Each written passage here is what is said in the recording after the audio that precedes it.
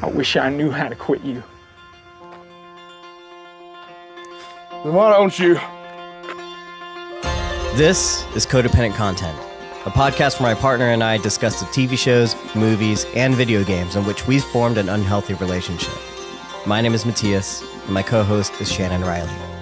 Join us each week as we try to make sense of the media we continually give our hearts against our better judgment, and commiserate with us as we struggle and fail to let go of the characters, stories, and worlds that we are entangled with. Because just when we think we're done with content, it draws us back in. Well, here we are again, Shannon. We're back. We're back. If you are new to the podcast, then welcome. We are Codependent Content. My name is Mattias Merisigan. This is Shannon Riley. And we talk about content that we love, that we hate, things like that. You've heard the intro, and you probably found us hopefully from TikTok or something.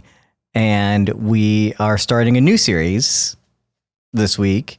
We have been doing multiple series since we started. This week, we are talking about Ahsoka, which had its 2-episode premiere last night. We are recording this on Wednesday afternoon ish, and we are hopefully going to maintain the schedule, assuming work things don't interfere. I am looking for a new job, and you never know. Wednesday afternoon might not work out for them. So got to get paid, got to pay the bills. That's how it is. But as it is, we're trying to record these on Wednesday so we can get these to you as quickly as possible so we can also work on clips. And because we want to record these live and hopefully give you a consistent schedule where you can tune in, things like that. If you are not new to the podcast and you're rejoining us, you're probably wondering what we've been talking about. Since Yellow Jackets, since most of you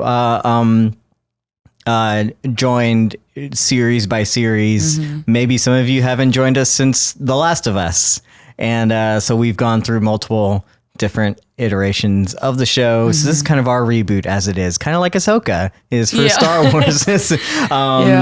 So you're like, what have we been doing? Well, we've been talking about Star Trek. I don't know if you missed that or whatever. And we've introduced a new segment called Lore Loft, Shannon's favorite thing. I don't know if this is going to be as lore heavy. Though we will try and, because it is Star Wars and there is plenty of lore, I'll try and add as much as I can in the Lore Loft as we do that. Again, if you are new to us and or just returning and you've been wondering what's been going on, feel free to go check out Yellow Jackets. If you didn't listen to that, feel free to check out the Star Trek stuff that we did. We recommend watching Strange New Worlds. Actually, don't do the Yellow Jackets. I don't think we recommend that at all. Yeah, no, maybe not the Yellow Jackets. Not a terrible show, but like that season was just not for us. We didn't love it, but we did love Star Trek, and I'm very nerdy about Star Trek. So if you have any nerd about Star Trek, go listen to that one because we get super into it. And Across the Spider-Verse is now on video on demand, and we did do 2 episodes about Across the Spider-Verse.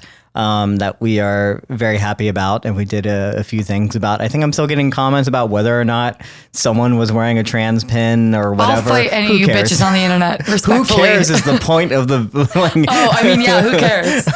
But y'all care so much about it. I care. But yeah, that's just a little bit of catch up, a little bit of housekeeping.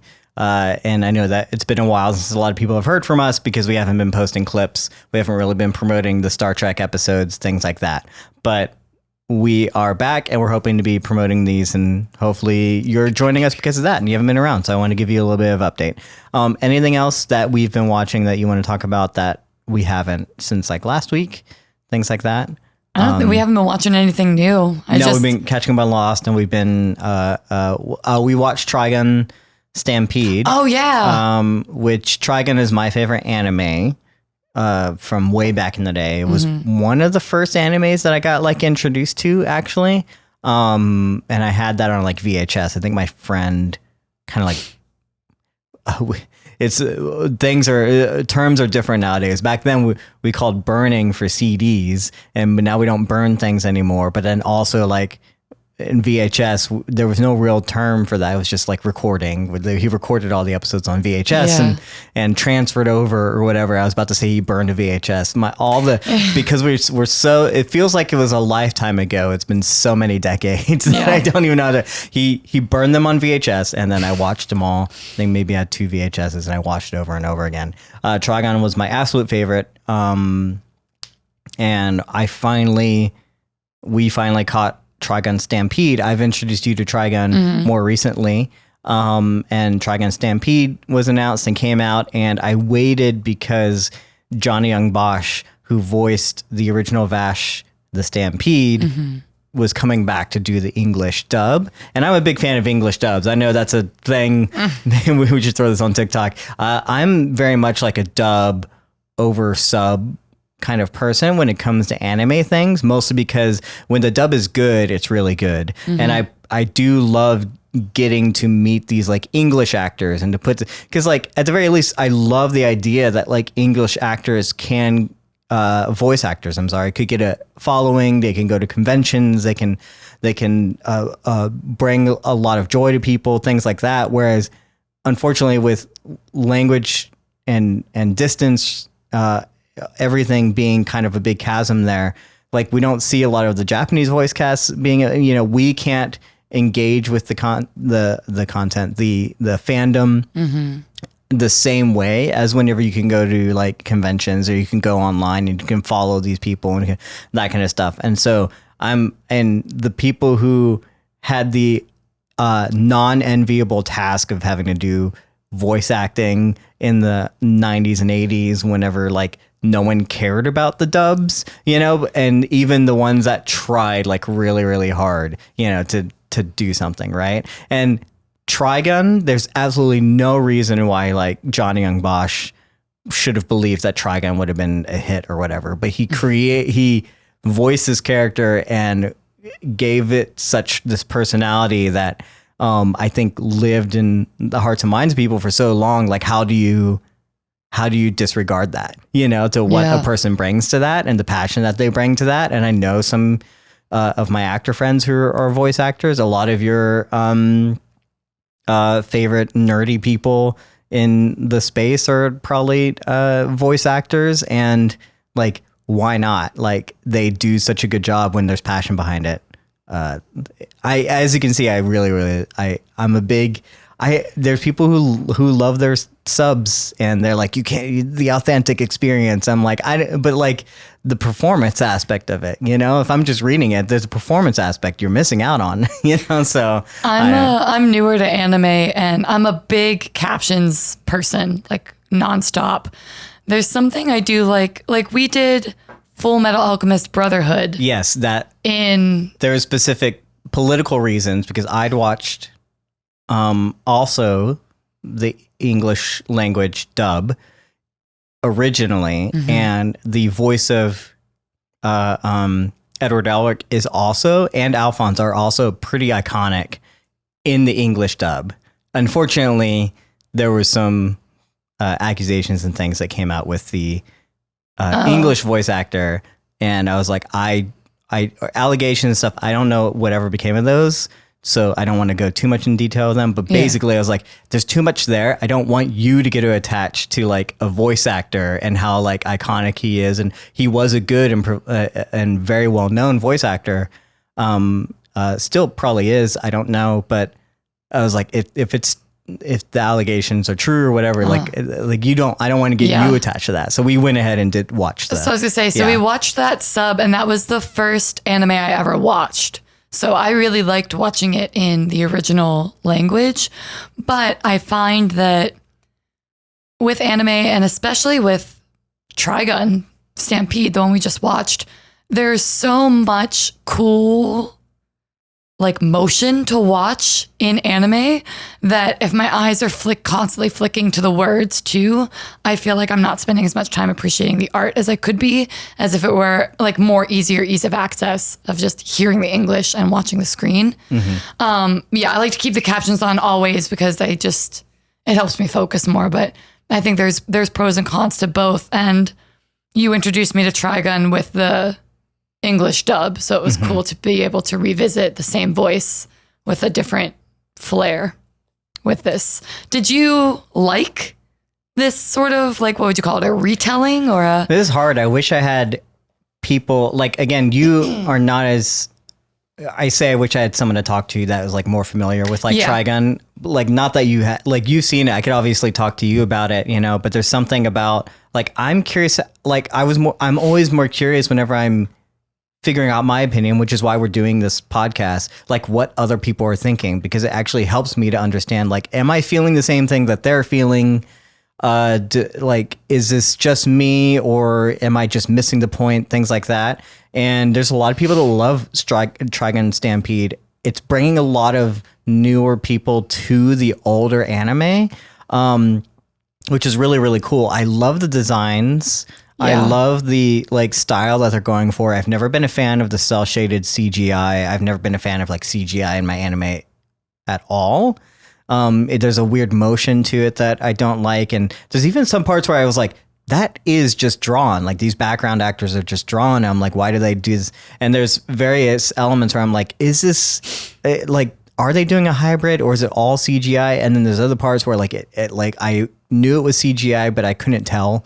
And I was like, this is really cool. So I love the style and I love how it's working. Beautiful. And I love how it's opened up the ability to have these details, and I understand the why of CGI with animation, and I know where it works and why they use it.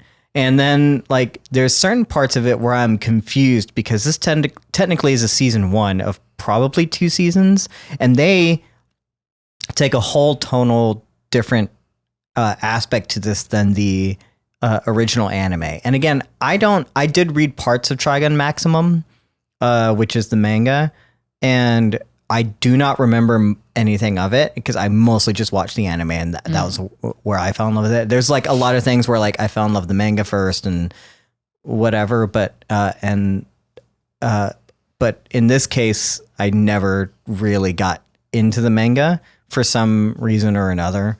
And I know that apparently this anime, the original one, suffered the same thing as like most anime to manga or manga anime adaptations, where the manga is still going when they finish the anime. And so there's like differences there. Like, that said, I do think the anime is a really good telling, like even the slow pace of it and the way that, and it's 26-ish episodes, but I feel like the original. Yeah. It wasn't, maybe, am I wrong? The first one you're talking about. Yeah. But the first half of it like goes so slow. It like kind of has this mystery about Vash and like what's actually going on with him. And they don't even go into it's like this sci-fi Western, but they don't really hit on the sci-fi aspect until like halfway through, when you find out that he's from a spaceship, basically, from a colony ship that like crash landed here. And there's a whole bunch more to the story than that, but you get that from the first scene in this one. They give you basically everything, you know, and then a lot of the characters that kind of come up in here that don't show up until way later, like just kind of start showing up within the first couple of episodes, you know? And so they're kind of almost speed running this, but at the same time, they're going to have about the same amount of episodes that the first anime did at the end of the day, because they're doing a whole other season. And this was like 12. So eventually they might have 24 episodes, things like that, about the same as the original anime. Unless I'm remembering wrong and there was like 50 episodes and or something. No, I can't remember. Right. And so I feel like they could have done with like the tonal shift is weird to me. You don't get as much time to spend with Vash to understand like who he is and what he's about. You don't really get the idea of the mystery behind him and like understand like his the slow roll of like revealing of like different things that he does and stuff. But it really kind of was shocking like how fast they were moving. Mm-hmm. That said, I like the changes that they make I just wish for some reason that they spent more time with like us understanding the main character to the point where I'm like, I feel like people this weirdly like move so fast that people have these relationships that don't make any sense. Like it all is just kind of there. It's almost like you get it. Like here's Vash and here's Wolfwood and here's this relationship that they have, you know, and then they become like partners. But like, how did that actually end up happening? I'm like, oh, you just kind of like shorthand everything. And then people are having conversations that I don't feel like organically happen. But it's all this shorthand going on. So it's weird and kind of like whiplashy to me in my head. You know, it made me feel kind of like I was catching up a lot. Mm-hmm. And so I enjoyed a lot of it, but maybe it's just the style of it, which might be just an old me being like, oh, back in my day, animated, you know? So I don't know if this is just how people get their stuff now in their heads, and they just kind of put together the connections and they are able to get it without needing it. Maybe they don't need it. Maybe they don't need a whole lot of like lead up to this kind of thing, you know? And to me, I'm like, man, this is missing. Like I miss the Vash. Like he's still kind of there, but he's not, you know? Well, we've talked about this before, especially with Star Trek, of like the new media model versus the old media model, where Star Trek in a previous time would have gotten maybe 24-ish episodes in a season. And now we're down to these short, like 8 to 12 episode seasons. So I feel like so much does almost have to be given to you in shorthand, because you have to get enough information to keep audiences hooked if you even want to get to the second season, the next 12 episodes. So with Trigun, it's like in 2023, do 10 episodes of them just having fun adventures, hook an audience the same way that Something That Rolls Faster did. I thought the same thing with Neon Genesis Evangelion. The first 10 episodes, I was like, oh, I'm watching a completely different show. And then that one episode happens and you're like, oh, it's a completely different idea. But they can get away with that because the whole season is so much more time. That's the thing. It's like that's the whole series. And at the end of the day, Trigun Stampede and the original anime are going to have, for the series, almost the same amount of episodes. Mm-hmm. And so it's like, whereas I understand that, if you're going to have like more like, yes, less episodes, a quote unquote season, like it makes sense. Yeah, kind of have to rush things. I thought like by the end of these 12 episodes that we were going to get the entire story. I thought that was it. I was like, okay, that makes sense. It's rushed. If we're condensing 26-ish episodes down to 12, that makes sense. But we're not. Now we're getting 2 seasons. And so that to me is like, well, why was all the things rushed? And they pack it in. There's a whole lot of story going on there. So don't get me wrong. I'm actually like, man, how did they do this in the old anime where they like, the pacing was much slower and the jokes were like, you got like a lot more of the same kind of dynamics, and you got filler episodes in there. I'm thinking of like specifically an episode where he goes and helps, ends up being like a security guard for this rich guy who ends up technically stealing the water from everyone around him, you know, but he has water. And like, there's a whole episode of this where he like almost falls in love with the not the princess, but like the girl like in the mansion, you know, and she ends up being like a cop. And these people have no bearing on the plot whatsoever, right? It's a filler kind of ish episode, but it just tells you about Vash. Yeah. How did we have time to do that last time and we don't have the time to do these things here is weird to me, because I'm like, how are they packing so much into this? And how did the anime have, the original anime have so much time to pack to do the same amount of story, but with like, and also give you these filler episodes? I'm kind of confused on. I'm like, what is the difference here actually? You know? And you don't think it's number of episodes? Well, no, because again, where this one cuts off is technically about halfway through. It's spoilerific to get into like how this actually, Right. because this is a different story. But again, they almost packed like the first season in, but also like only packed in half of the season. Yeah. So it's really, really weird. Like they could have, Because they added stuff. could they have, but they added stuff, but not that much. Like at the end of the day, Right. like I'm wondering like why there's, maybe it's just like a whole bunch of different, like we cut back to Knives more, which is the brother, right? Which we don't actually get to see him a lot in the first anime, you know? So we're getting more of these other characters, but at the same time, like we're getting less. I don't know. It's just a weird thing. Like we have, again, this is going to be telling the same amount of story. Yeah. At the end of the day, it's just weird to me that I'm just like curious, like how we did this the first time around and how we were able to tell the same amount of story, but with, more like a slower pace. Yeah. I think you might gently be onto something about the idea of focusing on other characters outside of just Vash. Like Knives and Wolfwood and everyone, I think, get a little more screen time, especially Knives. So maybe that's it too. It like pulls away from having episodes that are just Vash centric. I'm sorry. I don't know.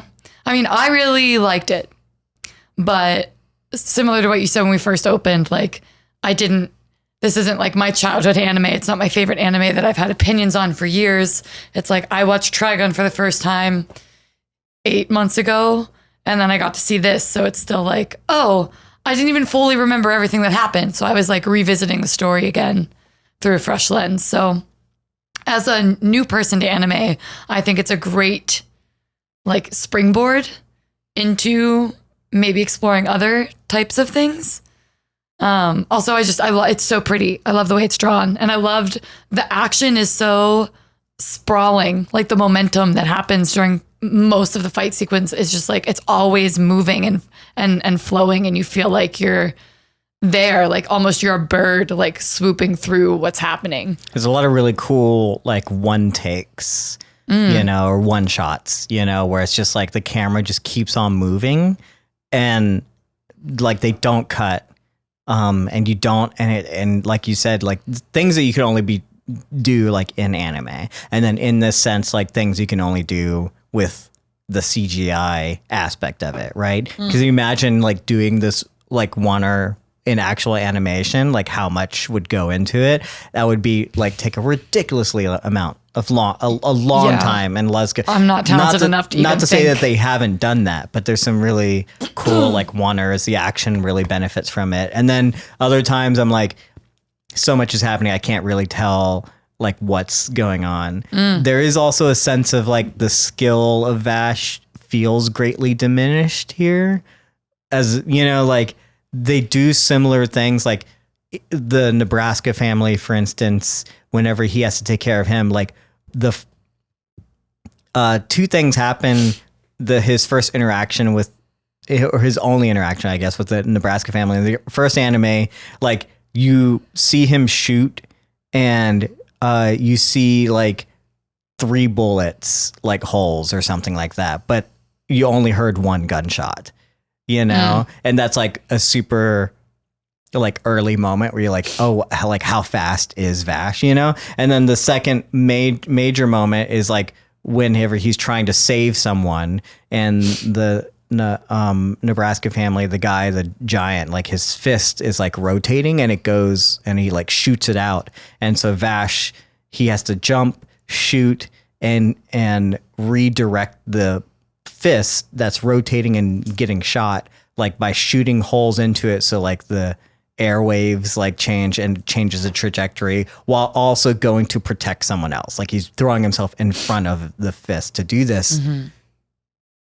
And that's the first anime. And then here, to kind of accomplish like a similar, like, oh, this is Vash and like how good he is, he shoots a bullet with a bullet. And almost before like it leaves the other person's gun. And that's like the 1-to-1 moment here. And I'm like, which one do I prefer? And overall, again, it's the original anime, you know? Sure. So I feel like the skills of Vash, like that's like one moment we get to kind of like show how good he is, but they're never like as hyped enough as what's ever happened in the original anime. We don't get characters talking like stunned, like, wow, that was like, what just happened there? Or, you know, other characters being like, did I just see what I just saw? Like, and that doesn't happen quite enough with Vash in this series that it does in the first one. So there's weird, like we get like really cool animation, really cool fight scenes, really cool gunslinging scenes, but then they just end up being like empty because I'm not exactly sure like we're getting the same impact of them as, again, the lead up, you know, of whatever these things are, you know? Yeah. So I could talk, I guess, more and more about this, but we've talked a lot about Trigun and anime and not enough about what we've actually came here to talk about. So that's just like a little bit. That's a taste. I guess a lot of what. Yeah. Yeah. I mean, you know, that's what you're here for. Codependent Content is here to talk about content, right? Yep. And talk about the merits of storytelling in general, and because we watch a lot about it. So yeah, I'm curious if these are the animes we're going to get. Like, is it actually good, or is it just, are people just latching on to the nostalgia of it? And are people just kind of, with the newer people who have never seen anything, like, what are they actually latching on to with these characters? I'm curious. Like, I want to know, like, are you out there, like, you've never seen Trigun? Like, what is it about Vash and Wolfwood that you're connecting to now? Because I guarantee it might be different than what we latched onto as fans of the first one, you know? Because that to me is what is interesting to me, is like how we're engaging with it and what we're getting. It is connecting with people. There are a lot of people who have never seen the original and are loving this new anime. Yeah. But to me, it feels so different. I'm like, this is not the same anime. This is not at all. So like, what is it that people are latching on to? Because I'd be curious, like how we think about things and learn about things, and what we latch on to nowadays that as a younger audience or whatever versus like the older audience, and how we engage with things before. So that's what I'm curious about. Shit, maybe we need a Trigun episode, because I have a lot of opinions, but we don't need to talk about them right now. I didn't realize that I was actually opinionated about it until you said that, and I was like, I could tell you why I like Vash, but it's never mind. So yeah, go watch Trigun. Yeah, and tell us what you did. All Yeah, of them. give us your thoughts on that and things like that, and what you latch onto, what do you care? What do you want in your anime? Right? What are the ingredients that make a good anime for you? I need a little bit of weird in my anime, I've decided.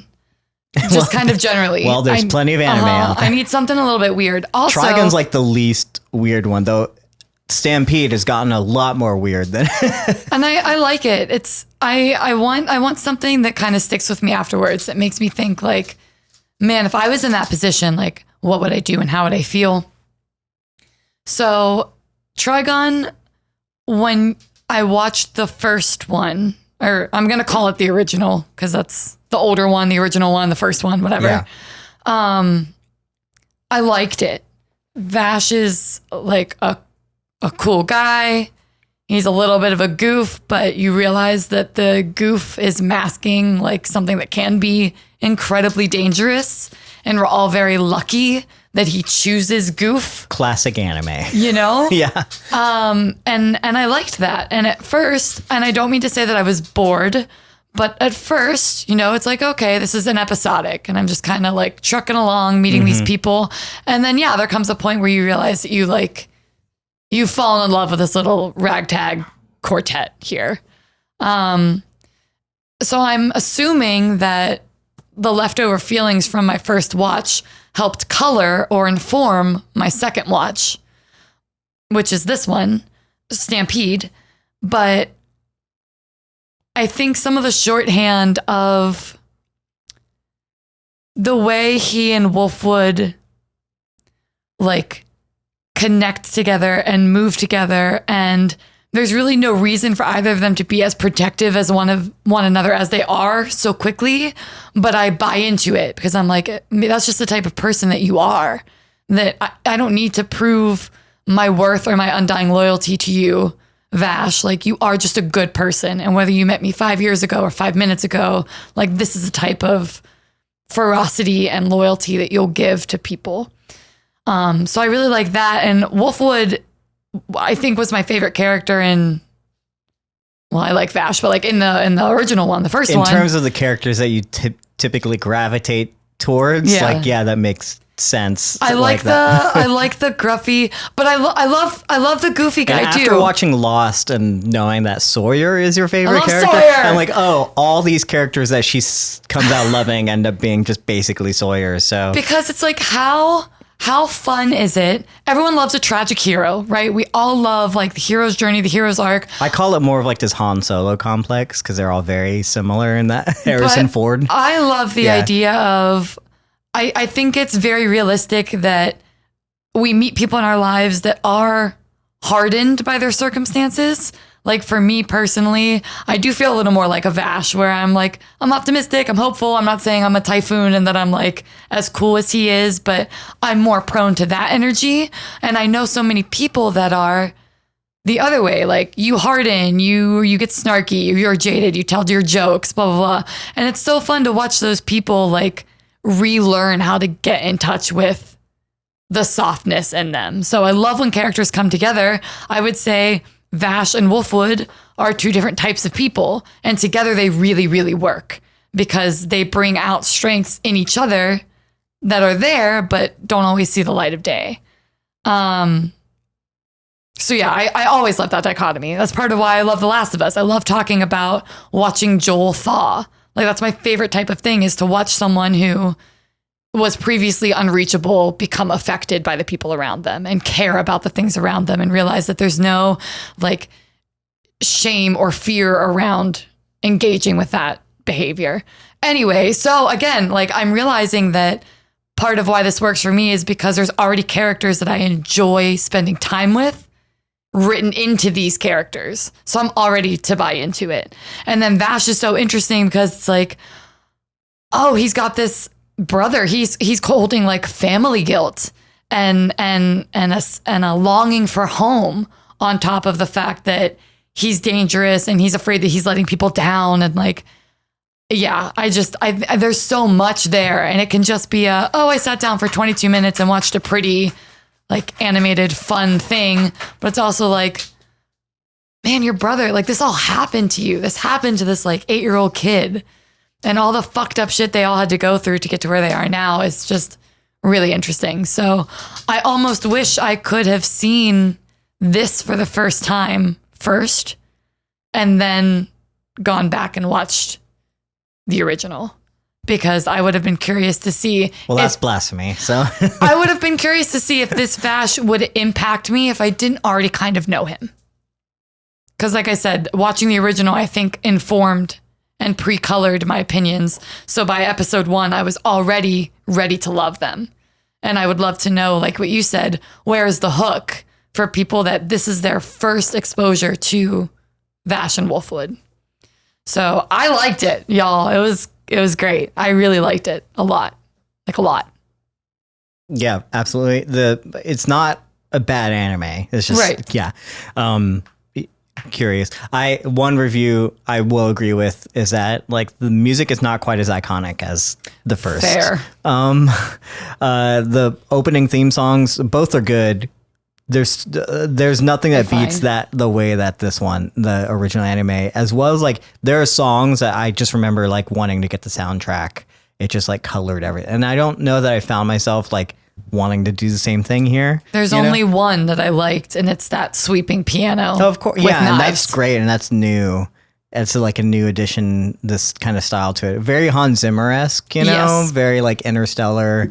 Kind of, there's like something interesting about it. That's the only thing that I can remember in my ear. I actually don't even remember the opening or the closing song. Yeah. So I will say that there's a lot of things that make the first anime like pretty iconic in our minds. Yeah. Again, a very different way of doing things this time around. I'm curious, like, why they made these decisions and how people are latching onto it. Yeah. But yeah, this is our podcast. We Let can talk us about know. whatever we want, but also we should eventually move on Yeah, to let's move on to what else we've been watching, which is Ahsoka. So mark the time. We're talking about Ahsoka. Again, new to the podcast, returning phase. If you haven't seen both episodes 1 and 2, which is the premiere, how they premiered on Disney Plus. If you have not seen those, just be aware that we are not holding back on spoilers from the get-go. We don't choose to spoil things. It's just we just don't limit what we talk about as we get into the episode here. So go watch those first before you come back and hopefully listen to our discussion about Ahsoka. And also, if you are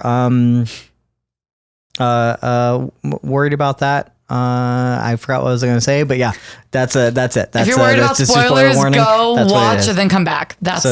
Yeah, this is going to be our discussion about Ahsoka episodes 1 and 2, titled respectively Master and Apprentice and Toil and Trouble.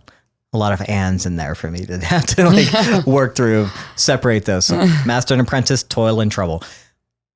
Shannon, do you want to give any just general thoughts that said about like just how you're liking, disliking your review about the first 2 episodes? In no particular order. 1, I love that Star Wars has such a cohesive look, maybe is the right word. There's never a new movie that feels newer than the original. And what I mean by that is like with Star Trek, the original Enterprise bridge looked very specific. And as you... It's basically made out of cardboard. Respectfully. Yeah. And as your technology gets better, we just extend our disbelief because, you know, we have the technology in 2023. Why would we do it exactly the same as you did in the 60s? But with Star Wars, it's like, yeah, obviously I can tell it's made in a different time, but ultimately, like, it's the same. This set could have been in an original movie. I'm thinking more like the spaceships. Like the thoughts are so cohesive, the color palettes, the way tech is built, the same like square buttons are always the same square buttons, whether it's in the 80s or if it's in like 2023. And I think that's what Star Wars does. Like I would argue better than Star Trek, is that the cohesiveness of the world is like right there. I think that also, if anyone's, I guess, curious, and just about, for some reason, I'm thinking of Adam Savage and Tested, their YouTube channel, and also of Adam from Mythbusters fam, who did work on some of the Star Wars things, and he does like a lot of behind the scenes, especially like on the prequels he worked on, right? Oh, sick. And there is like a very strong design aesthetic that was very like what should have no reason been built into the original Star Wars when you think about like how they just pieced that movie together. Like it was definitely like an independent film. It's amazing like how like big it is now. Crazy. But like it basically was an independent film, like the way that it was kind of. So I don't know how these people just like end up being like the best of the best in their fields, but they are. But Adam Savage talks about these design aesthetics a lot on like the YouTube channel, and as well as like a lot of times in the behind the scenes that he's gone into and talked to other people about like their experience on it, you know?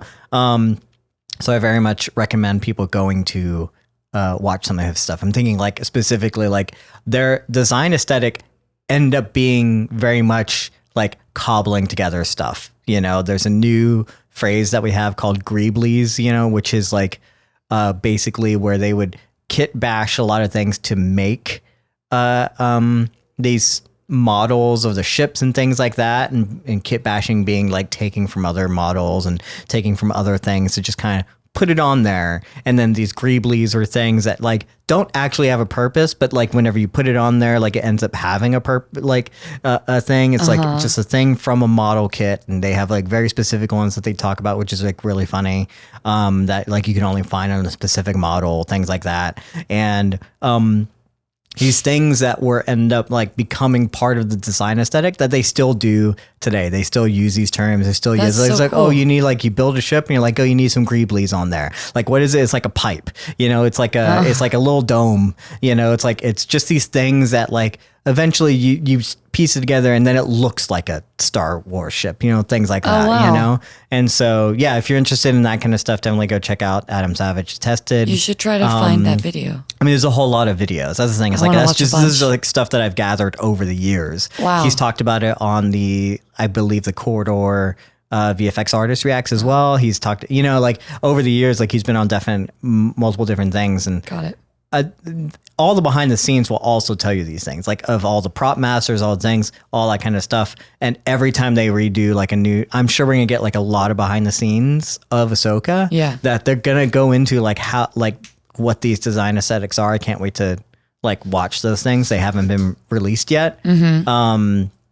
But like Star Wars has always been one of those things where like that's how I got into filmmaking, was watching behind the scenes of like how they made things or whatever, and that design aesthetic. And yeah, like you can't do like like a Star Wars alien immediately versus like and for some reason it's because they very much stick to like what was established. Yeah. And what's so funny about it is that this is, interestingly enough, as opposed to, I think it all comes down to the original like Star Wars opening crawl. Whenever it says like a long time ago in a galaxy far, far away, like almost immediately it's this lived in feeling to it, right? That this happened. This is history. This is like ancient. And like, there's this idea. We start off on Tatooine. There's this dust around.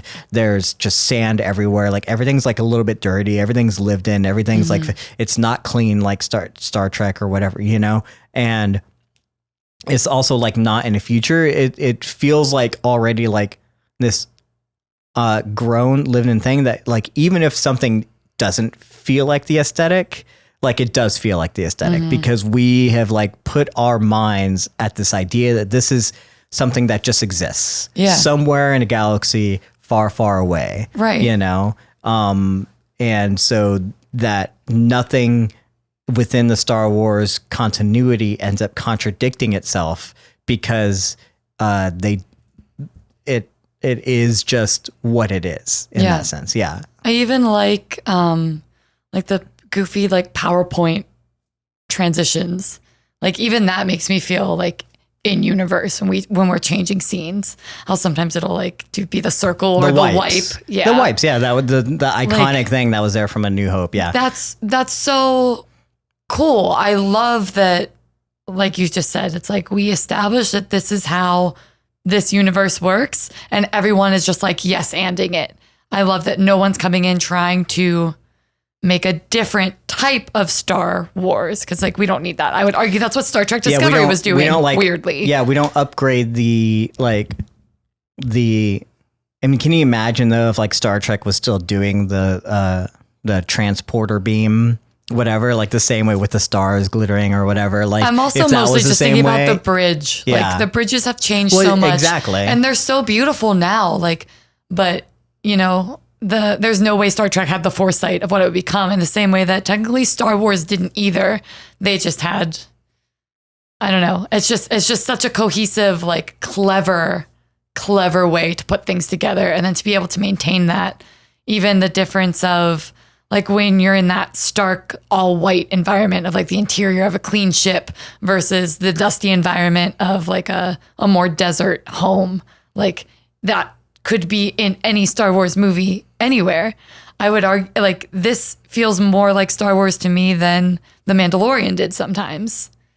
And I don't know why that is, but I just feel like immediately with this show, whatever faults I may still kind of have with it, it's like I'm already just invested because it just feels so like slotted into where I already left off. Yeah. Again, to me, it comes back down to the fact that like the difference between this and Star Trek and other sci-fi things is Star Wars.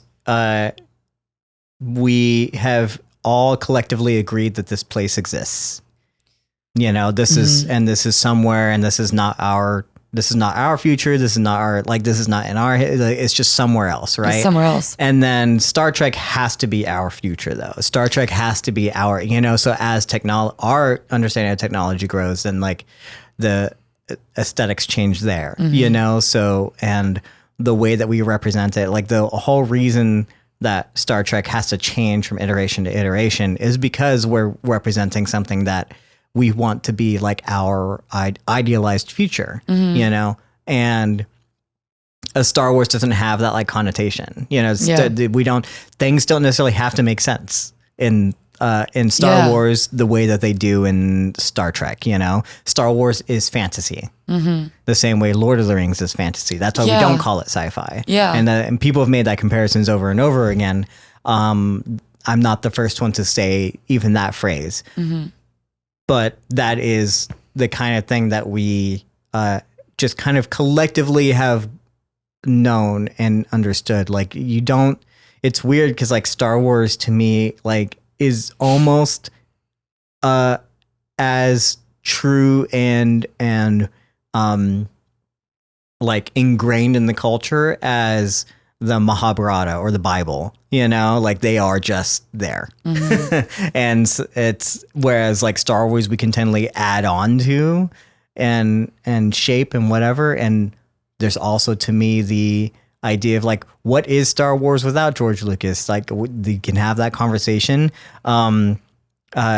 Whereas that is, we still are struggling to figure out. Star Trek is what is Star Trek without Gene Roddenberry? Well, people have had their own interpretations of that, and they still work as interpretations, but it is ultimately because it's about the ideas, right? And then Star Wars is about the characters and the monomyth or whatever, and all that kind of. So there's a whole lot of dissections that can be done with that. So yeah, so all that to say is you feel this fits the Star Wars aesthetic and look and it already works for you immediately as you're watching these.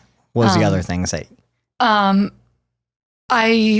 want to just shout out, let's fucking go female led cast. It's so cool to watch a show with a variety of female leads. So we have Ahsoka, and we have Hera, and we have Sabine. Correct. And we have Shin. Yes. The blonde girl. Yes. Who I would argue isn't a lead right now, but I feel obviously he's going to be very important. Yeah, I really like that. It's really nice to just get some more female voices involved. Oh, and that crazy lady, the Dathomir witch lady, I have her name written down, Morgan. So it's wow, already just the most regular Earthian name, I guess. Morgan. Lady Morgan. So yeah, in 2 episodes that there's the people that I remember, and then you remember Hu Yang, the robot, and I know his name is Ray, and I don't remember his character name. And that's the only other guy I remember. The guy. Yeah, it's nice. It's nice in Star Wars. I feel they've always been kind of cool about trying to give you a bunch of different types of characters to find yourself in. And just as we, move forward in the future to hear more of these female voices in a space that used to be so male dominated, it's yeah, I remember growing up when I was oh, I like Star Wars and Star Trek. And it was just all little boys at the theater. You know what I mean? Yeah, I want to, I love this. I want to, again, just to bounce off what you're saying, give credit to Dave Filoni, because without him, we wouldn't have this. And I mean, J.J. Abrams tried his best to introduce a female character. It's been wildly controversial in certain ways, but also it's well known that George Lucas, I think, also had a character that was very much the Rey character.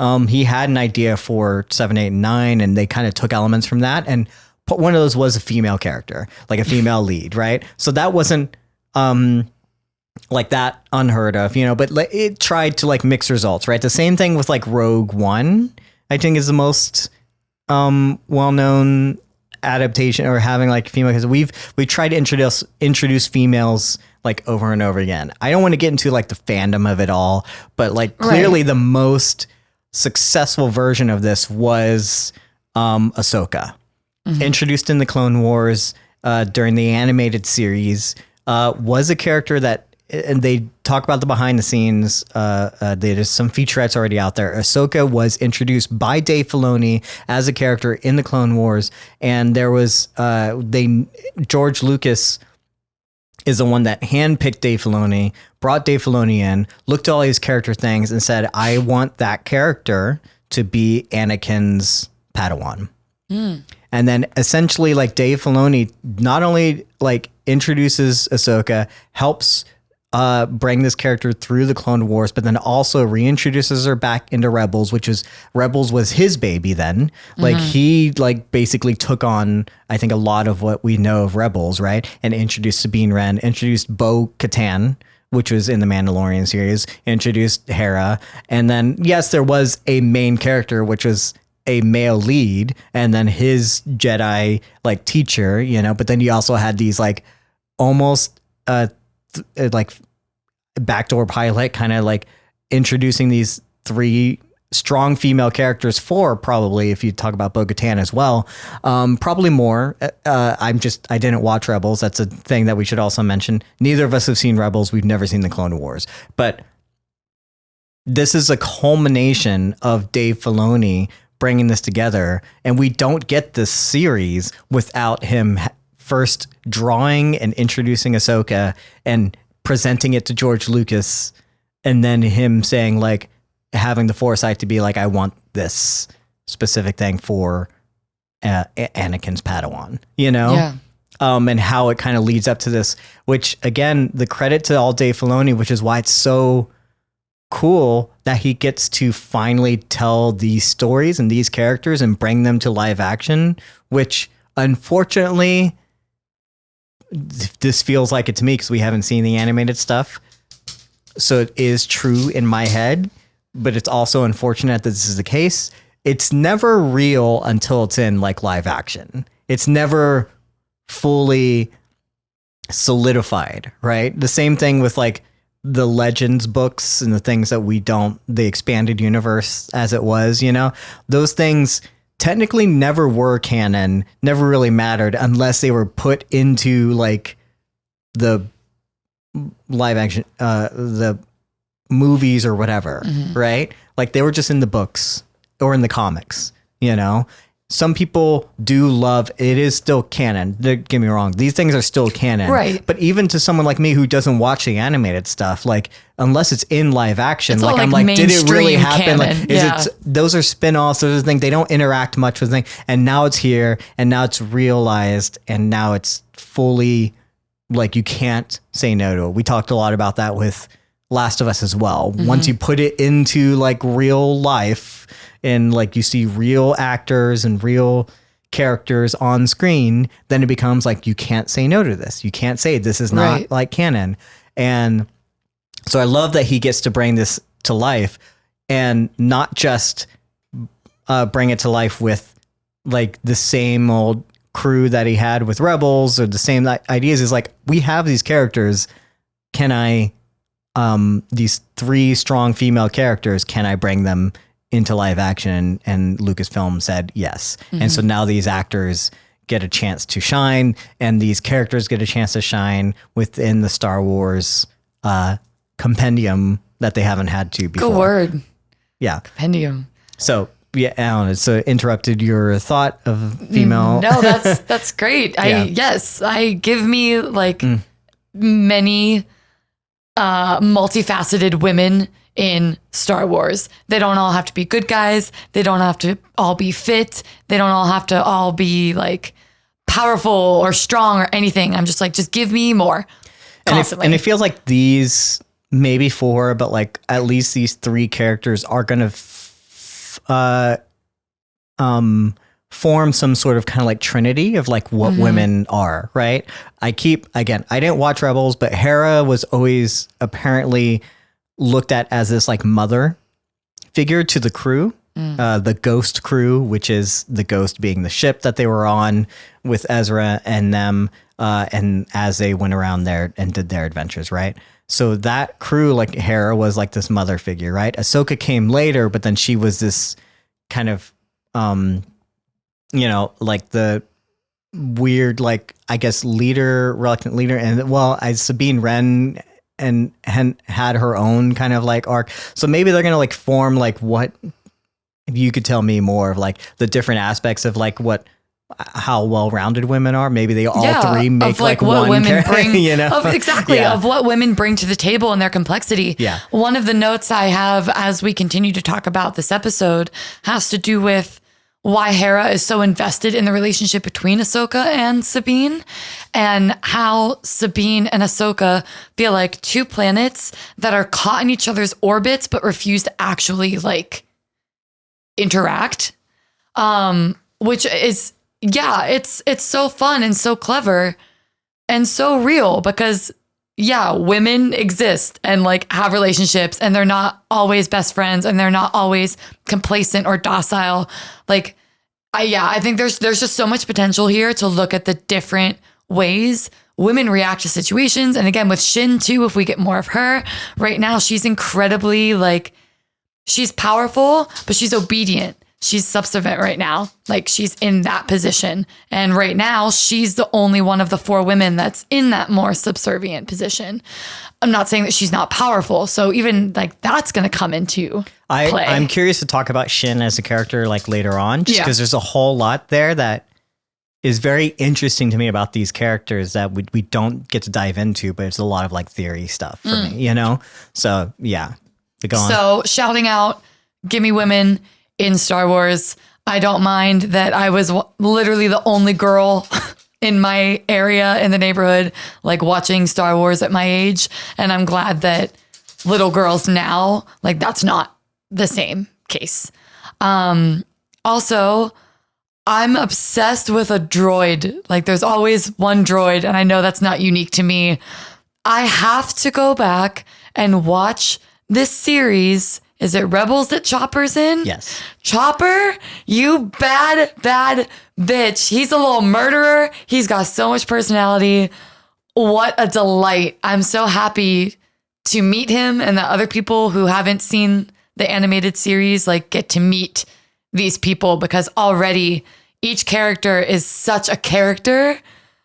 I'm excited. So Chopper, I'm going to get him tattooed like on my bicep or something because I love him.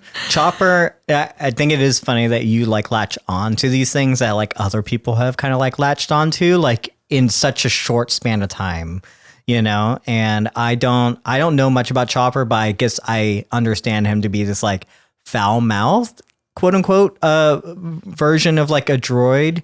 And a war criminal. Yes, absolutely. And he's shown up like in different like elements, like I think he's in like Rogue One and like in the background. I think he's like, or people have seen or like thought they saw him, you know, like for a long time, people have been like, is that the ghost? Is that like, where are these people, you know, in different iterations of Star Wars, the movie specifically. And Chopper being one of those things where like, people are like, oh yeah, he's like this foul mouth, like war criminal, kind of like whatever, kind of a droid. I'm like, well, isn't like all like astromech droids, like couldn't they all be foul mouthed? We wouldn't know, you know, like what is R2D2 saying? Like half the time, definitely said like, fuck at least you know, once. but also like it always, we have to have a discussion about droids eventually because like the existence of Chopper and like their acceptance of him is like really cool that like they like him, but he is technically like not like if my phone started acting up like this, you know what I'm saying? Like if our AI technology started acting like this, we would be like, hell no, you like decommission you right now. Set it on fire. So there's a whole lot of things that like, again, in the Star Wars universe, we never talk about droids, but like if we did, like what does this actually mean for like the overall droid universe? We shouldn't talk about that now, but Chopper, lovely to see you, but also like, what do you mean for us? What do you mean? Yeah, his little arms and the bickering. And I love that Chopper is paired with Hera. Yeah. Like, that is a great dichotomy. But also, like, are you sentient? You're sentient enough to be like, did you go through my things? But like, also like, She's like, did you look under it? And he's like, yeah, I looked under it. And then he's like, motherfucker. Are you a person or are you a thing that's supposed to do what we tell you to do? Like, where's the line? I don't know. And right? like, do we imbue it with our own like sense? I don't know. We'll have a droid talk. Maybe that'll be our lore loft in one episode. But Chopper just immediately enamored with him. And also the loft cats are real cute. I think this is the first time I've seen one. Yeah, and it's clearly, I can't wait to see the behind the scenes. It's clearly like a puppet. Bro, for sure. There's like probably elements of CGI, but they clearly did a puppet. Almost to the detriment because it doesn't move at all. Like it barely does anything. It's just perfect. sitting there. It's got little legs. I love it. That's I all love the need. puppetness of it, but also like it feels kind of stiff at times. And I'm like, why did y'all not puppeteer it? Like, what are you doing with it? So I want to see the behind the scenes to see. Yeah. There's probably some difficulty there in being able to like actually get it to do what you want it to do.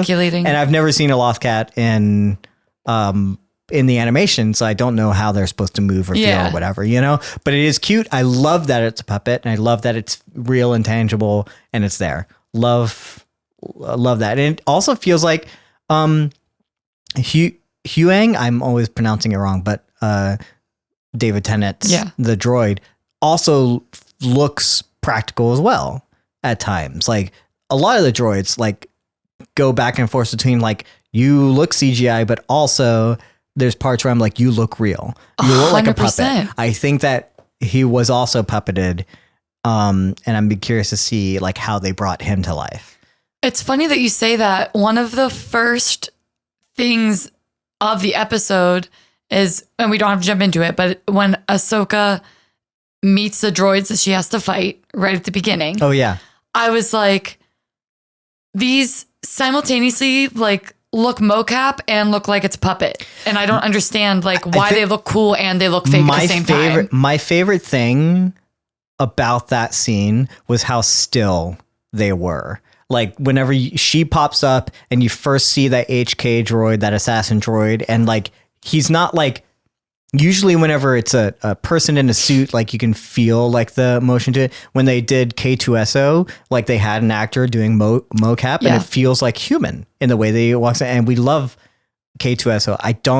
I love Alan Tudyk playing him. I love the element that the kind of human element that brought to that droid, you know, and the same thing with C-3PO. We have a human in a suit kind of thing, but then we've only gotten CGI droids like a lot in the prequels with the like battle droids, and they have their own way of moving and doing things, but there's still like an animated aspect to it. What I loved about this kind of hybrid was again like how you represent us like, oh yeah, they are robots, like they don't breathe, they don't have micro movements, they don't have these elements that like the human usually brings to it, like the stillness of this assassin droid in live action, because it doesn't need to move, it doesn't need to shift its weight, it doesn't need to like adjust itself in the wind, it just is there waiting.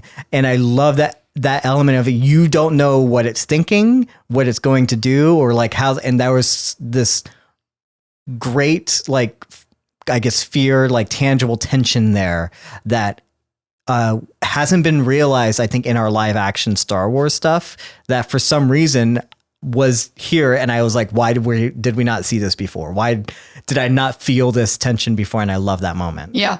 100%. Why did I even bring that up? Puppeting and CGI and the differences between like how we were doing things. But yeah, I noticed that the tangible aspect of them. Yeah. Specifically. There's definitely like, I don't know if it was CGI. If it is, like, it's very well blended in there and stuff. Well, but I know they mocapped the fight. They definitely mocapped some stuff, but also like how much of it was like a practical thing though. Right. And like having like an actual HK droid and having and again, with the mocap, they still decided to like tone down the human aspect of it. Like they still move like droids to the point where like when they explode later and they like just kind of like go into that still mode and the bombs like pop out of them, you know, and you're like, again, that stillness adds to the word I'm looking for, the intimidation of these droids. Yeah. You know, It's like, that's a machine. Yeah. And it feels like a machine. Yeah. That's really cool. And it goes from being like a humanoid robot to just a weapon. Yeah. Like immediately. Yeah. Yeah. Love that. But also like, I guess those tiny bombs were also nuclear sized bombs. Like I was like, she's running away from this thing. I'm like, that's not what it is. Like we have the understanding in Star Wars of like thermal detonators and like what like destruction they can do. But like these didn't feel like huge, like, ruin like city Flatten exploding the entire bombs, city. but like apparently they are. And she knew because she was running. I was like, wow, she running really far. Yeah. And then when she called the ship, I was like, how big is this explosion going to be? And then it dead ass flattens the whole area. And I was like, oh, that packed a punch.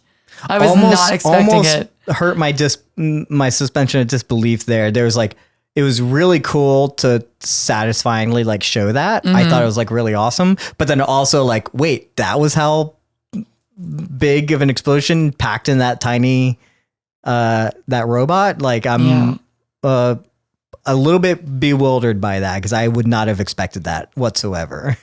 But you know, in their defense, there were how many? 2 left? Yeah. But still, I was like, she is running. She was running. So that's my brief shining overview of Ahsoka. Well, I think we've gone beyond like the overview. No. We just talked about a whole bunch of things. We can keep the train rolling. Keep it rolling. Okay, because here we go. Because another thing I really like about Ahsoka. Yeah. So immediately after the episode, let me interrupt for you. Yeah, go ahead. Because as we're in the beginning of like the talking of this episode, I guess, the show is called Ahsoka. Correct. Who is the show about, Shannon? These first 2 episodes, who would you say these first 2 episodes, who's the main character? Oh, Sabine. Yes, absolutely. Yeah. And who do you think the main arc is going to be on the entire series? Probably. See, I think it's going to be Ahsoka.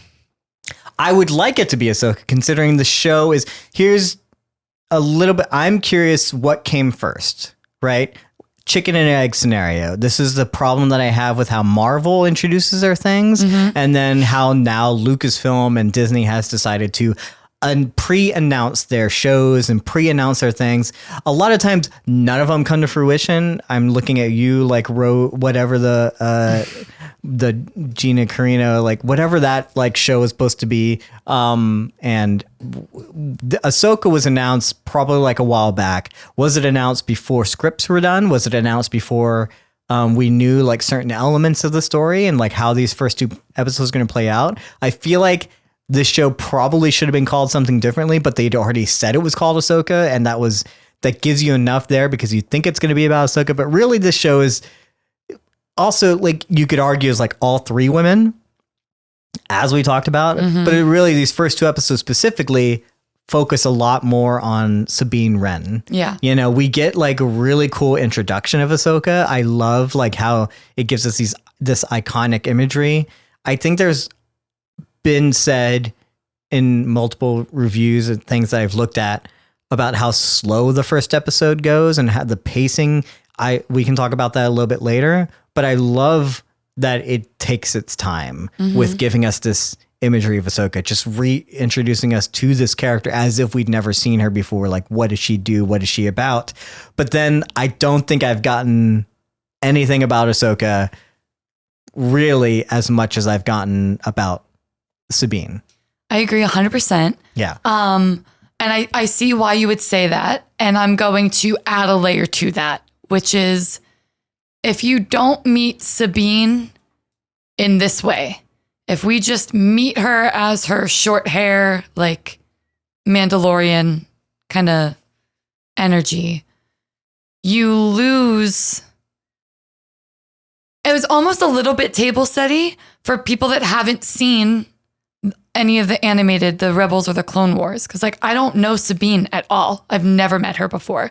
So to ingratiate her to me by putting me from her point of view kind of first, I think is helpful as we journey forward. I think Ahsoka is going to step into her titular role because we are going to get more into Thrawn and like the Dathomir witches. That's where I think Shin is going to come into play. And I think more of it is going to become why Ahsoka walked away from Anakin, why she walked away from Sabine. And I think Sabine is going to be her direct challenger and like greatest influence, greatest ally, greatest like foil perhaps. But we don't get to enjoy the depth of what that will be for Ahsoka if we don't already sort of understand what Sabine is going through. So I think the first 2 episodes did a good job of being like, Ahsoka's a bad bitch. This is how she deals with her emotions. She doesn't. She walls them off. She's removed. She's calculated. She travels. She doesn't have a place she likes to call home. But Sabine is all color, passion, kind of a little bit of like a Spitfire rebel. Doesn't really care, but it's because she's gone through the trauma. I love literal sigh of relief when Ezra was like, you were like a sister to me. I was like, thank fuck we're not going to turn this into this girl like looking for her long lost love. I'm so glad we established that immediately. So I think that it's like, yeah, we're showing you that this woman is powerful and she's chaotic and she's soft, and how that's going to juxtaposition against Ahsoka. So I'm very, very interested to see Ahsoka step into that titular role. And again, that trifecta, and I would even argue quartet, because I think Shin is going to step into a position of more of a spotlight of how these 4 women bring 4 very distinct, specific, but necessary energies to this story. I don't want to, like, not to like jump or like disregard anything you said, because I agree with everything you said. I just think it shouldn't be called Ahsoka. I think all that should be true, and the show should be called something else and not Ahsoka. Like, to me, like, name it Chopper. Andor was interesting because it really was like about Cassian Andor and about him joining the, like, it ends up being about other things too, but like he is overall going on the huge journey that Andor is, and that's a different show. Like, I don't think that anything really hits the heights of Andor or is going to, because of like how they decided to tell that story and how Tony Gilroy like managed to like shepherd that into things. This is a different kind of show. I think Dave Filoni like has a different feeling that he wants to get across with his kind of like how he's written this and how he's done this. Right. But this isn't Ahsoka, the show. Like, this is more of like what you're saying. Like, this is about all of these characters, and it's about like, it's about this group of, and how they, the different elements of like that complexity and stuff, like you said, that quartet, so to speak. And it's going to be about all those things. I don't know what you would have called this, but I feel like it's so, like, naming it as a titular character doesn't make any sense to me. Like, maybe it could have been Rebels too. I don't know. Like, but something more encompassing of, again, because if we're seeing these 3 women, and again, I hope the 4th. And again, that to me is like where it did this show like get announced and get named and greenlit as Ahsoka, and then they had to just keep the name. And before the scripts were really fleshed out, before they understood like what the themes are, I don't know what came first, you know? So I wish that if this were the case, I want Disney to stop like doing this and feeling like they have to give us like something that we recognize or a name or whatever. Like, this is why I'm looking forward to The Acolyte. And if The Acolyte doesn't have this titular character like holding it down, therefore it has the elements that it needs to be able to branch out and tell stories for all these different characters and all these different themes in a different kind of sci-fi context, and especially because it's so far removed from like the Skywalker stuff as well and everything that we know about Star Wars in general. So hopefully that ends up being like really a good element of the title ends up being like a lot better. I don't know what the acolyte means, like if that's about a specific person. Yeah. But I think by limiting it to Ahsoka being just about this one, like the title being like about this one person, that we should always be coming back to. And yet that's the person I get the least amount of, you know, in terms of character development so far. It feels a detriment to that for some reason. You know, there's like a weirdness to that. That's fair. Yeah. It would be like if Picard was called Picard and then you were like, but actually yes, it's not. So yeah, I can kind of understand that. I just didn't think, you know, necessarily about the name, you're right, being Ahsoka and having it being so Sabine centric. But I mean, let's talk about Sabine and Ahsoka's relationship, because I'm already a little bit obsessed with it. Mostly because I keep telling you I like when people like kind of have that water and oil vibe at first. Right near the beginning of the episode, Hera and Ahsoka are talking, and Hera's like, you know, who can help you? And Ahsoka's like, I do, but I'm not sure she'll want to. Hera's like, she will. It's like already we're setting up the tension between like, it's almost like a will they, won't they. It's like we can see that they have chemistry, but the two people in it don't see that they have chemistry. It's like Ahsoka knows exactly who she wants to have help her. And if not for whatever she's going through, mentally, emotionally, past trauma, whatever, is like stopping her from reaching out to Sabine. And later in the episode, I have the quote written down too, but Sabine is saying the same thing from the opposite side of like, she never reached out to me. She never wanted me. She never asked for me. And Hu Yang is like, you never reached out either. And it's like, yeah, but I want her to want me and to want to work with me. And arguably Ahsoka is saying the same thing of like, she didn't show me any interest in wanting to be with me or work with me. So I don't even want to reach out to her. So you have these two women that I somehow feel I already know work incredibly well together if they can just put whatever dumb shit they keep doing this about aside. Are you catching that vibe also? Well, absolutely. I mean, also mostly because they like say it. They say it a lot.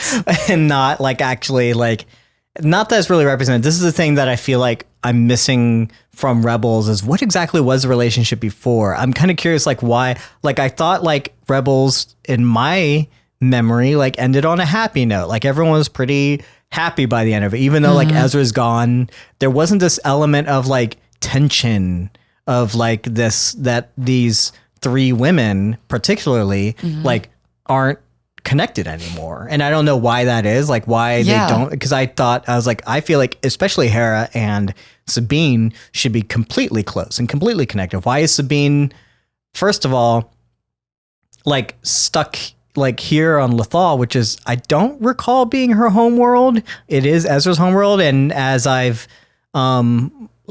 we've learned, is living in Ezra's old home.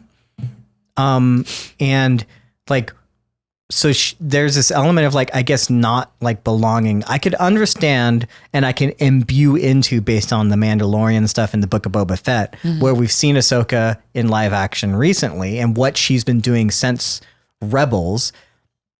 This understanding of like, especially when you think about all these characters experience the Return of the Jedi. They experienced Luke Skywalker coming and the fall of the Empire and all this kind of stuff. And like, I can understand where Ahsoka has a lot of like trying to understand like where the hell does she belong, you know, because she came from like Jedi Order to seeing the Jedi Order fall, but also she walked away from the Jedi Order, and then her own master ended up being like the biggest dominant like forces of evil in the galaxy, and then like having to like be in hiding, I guess, to a certain point, and then also kind of being like lost time for a little bit in Rebels, and then like we see in Mandalorian she doesn't follow Luke, like I'm sorry, in Book of Boba Fett she kind of like meets Luke and like joins up, but she doesn't take on Padawans herself. So this idea of like she doesn't want to rebuild the Jedi Order. So what is her purpose now? Like, what is her thing as a Jedi, you know? And I guess she's just been searching for this whole entire time. Like, there's a threat still out there that no one understands. And like, how do I, like, she's trying to find this like purpose and find this, like, I guess we talked about at home, you know, and this idea of like belonging. So like, you can understand how where she doesn't want to fit in, but also she's trying to do something, and like, she still has these instilled ideals of like kind of good, you know, and having to protect the galaxy in her own way, you know? So she's like this wandering samurai kind of character, which I think should be like noted. That's a big influence on like Star Wars in general, as well as Dave Filoni, of creating and helping to shepherd these Jedi characters. Like, these are these wandering samurai, you know, and like, what is this samurai? Like, what is she doing without a actual like loyalty? What is her loyalty to, you know? And I can understand that. I can imbue that into there, you know, and that understanding that like, that's why she doesn't, you know where, if she doesn't know where she belongs, she doesn't know who she is to like Sabine or whatever. Because what is she teaching Sabine? Like, why have an apprentice, you know, like, if you don't know what you're even trying to teach someone? Where is it Jedi stuff? Is it what, you know what I'm saying? Yeah. And is it the new way that Luke is doing, or is it the old way? Like, what is it? You know, so I can understand a little bit of that, but I'm imbuing all this from other things. Yeah. I don't know that I necessarily get like how it ended up here. Right. In the beginning of Ahsoka. I don't understand like Sabine, like what her reluctance is. You think that she'd want more than anything to become, like, she still has Ezra's lightsaber. I don't know where we left her in Rebels, and I'm curious, like, why are you not, like, wasn't this whole group your family? You still wear the Phoenix Squadron patch, which you see on Hera, on Sabine, on their jackets, you know? So like, the Phoenix Squadron is still a big major part of their identity, but they're separated. And I don't think I understand why. And maybe that was shown to us in Rebels, but I don't know why Sabine is so reluctant. You know, what was she doing? And she was just sitting around. She was just waiting for anyone to come along. Like, what exactly was her, like, was she wanting to search for Ezra? Like, what was her thing? You know, because it feels like I'm going to conflate the two episodes a little bit. Well, we should. Because we should. Yeah. That Sabine, one of the first things she says when she's in the hospital is that, like, oh, I haven't seen Ahsoka in years, and the first thing I try to do to prove myself goes to shit. And she has a whole discussion with Hu Yang, I forget, about the fact that Ahsoka left her, that she ditched her. And I'm wondering if, you know, Ahsoka says that to Hera too. She's like, I walked away from Anakin and I walked away from Sabine. And Hera's like, I'm sure you had your reasons. So I don't even think that the crew knows necessarily why Ahsoka ditched Sabine during her training. Yeah. So the only thing I can maybe infer from that is that if Ahsoka dumped Sabine and then her strongest lifeline died, Ezra, he was assumed dead for X amount of time, that it's like, what's holding you to this crew anymore? Because Ahsoka told me to fuck off. My best, closest friend is dead. Yeah, Hera's really cool, but like, am I going to stay on this ship for Hera? Not if I'm not working toward anything. So what does she do? She just goes back and like lives a normal life. Obviously, that's not enough for her, and that's why she acts out. I'm wondering again. I'd be curious, like, if anyone has any insight there, but like, it seems like she's just waiting for Ezra. She's been waiting for years, and he never returned. And so that might be like, well, now what? I've been waiting for so long. I don't know exactly how long it's been. I don't think they've never really talked about the timeline either, but like the whole Rebels takes place before the fall of the Empire, and the whole Thrawn thing kind of takes place before, like, even the Battle of Endor and stuff and everything, as far as I recall. I probably should have looked that up. So this is supposedly a few years after the fall of the Empire, things like that. And definitely at least a few years since, like, he left. So I can understand, and again, I'm imbuing this because I don't know for sure. This is all just assumption that she has been waiting there, assuming Ezra might eventually return. That's why she's living in his home. Ezra's again presumed dead. That's why there's like a monument to him. They say he sacrificed himself in the first episode. Yes, but no. She has a hologram and she knows that that's not true. She has a hologram of him, like, after he's like, I'm sorry, like, I had to leave. I had to go do a thing. That's what that hologram says. She knows. Everyone. That is not what I got from that.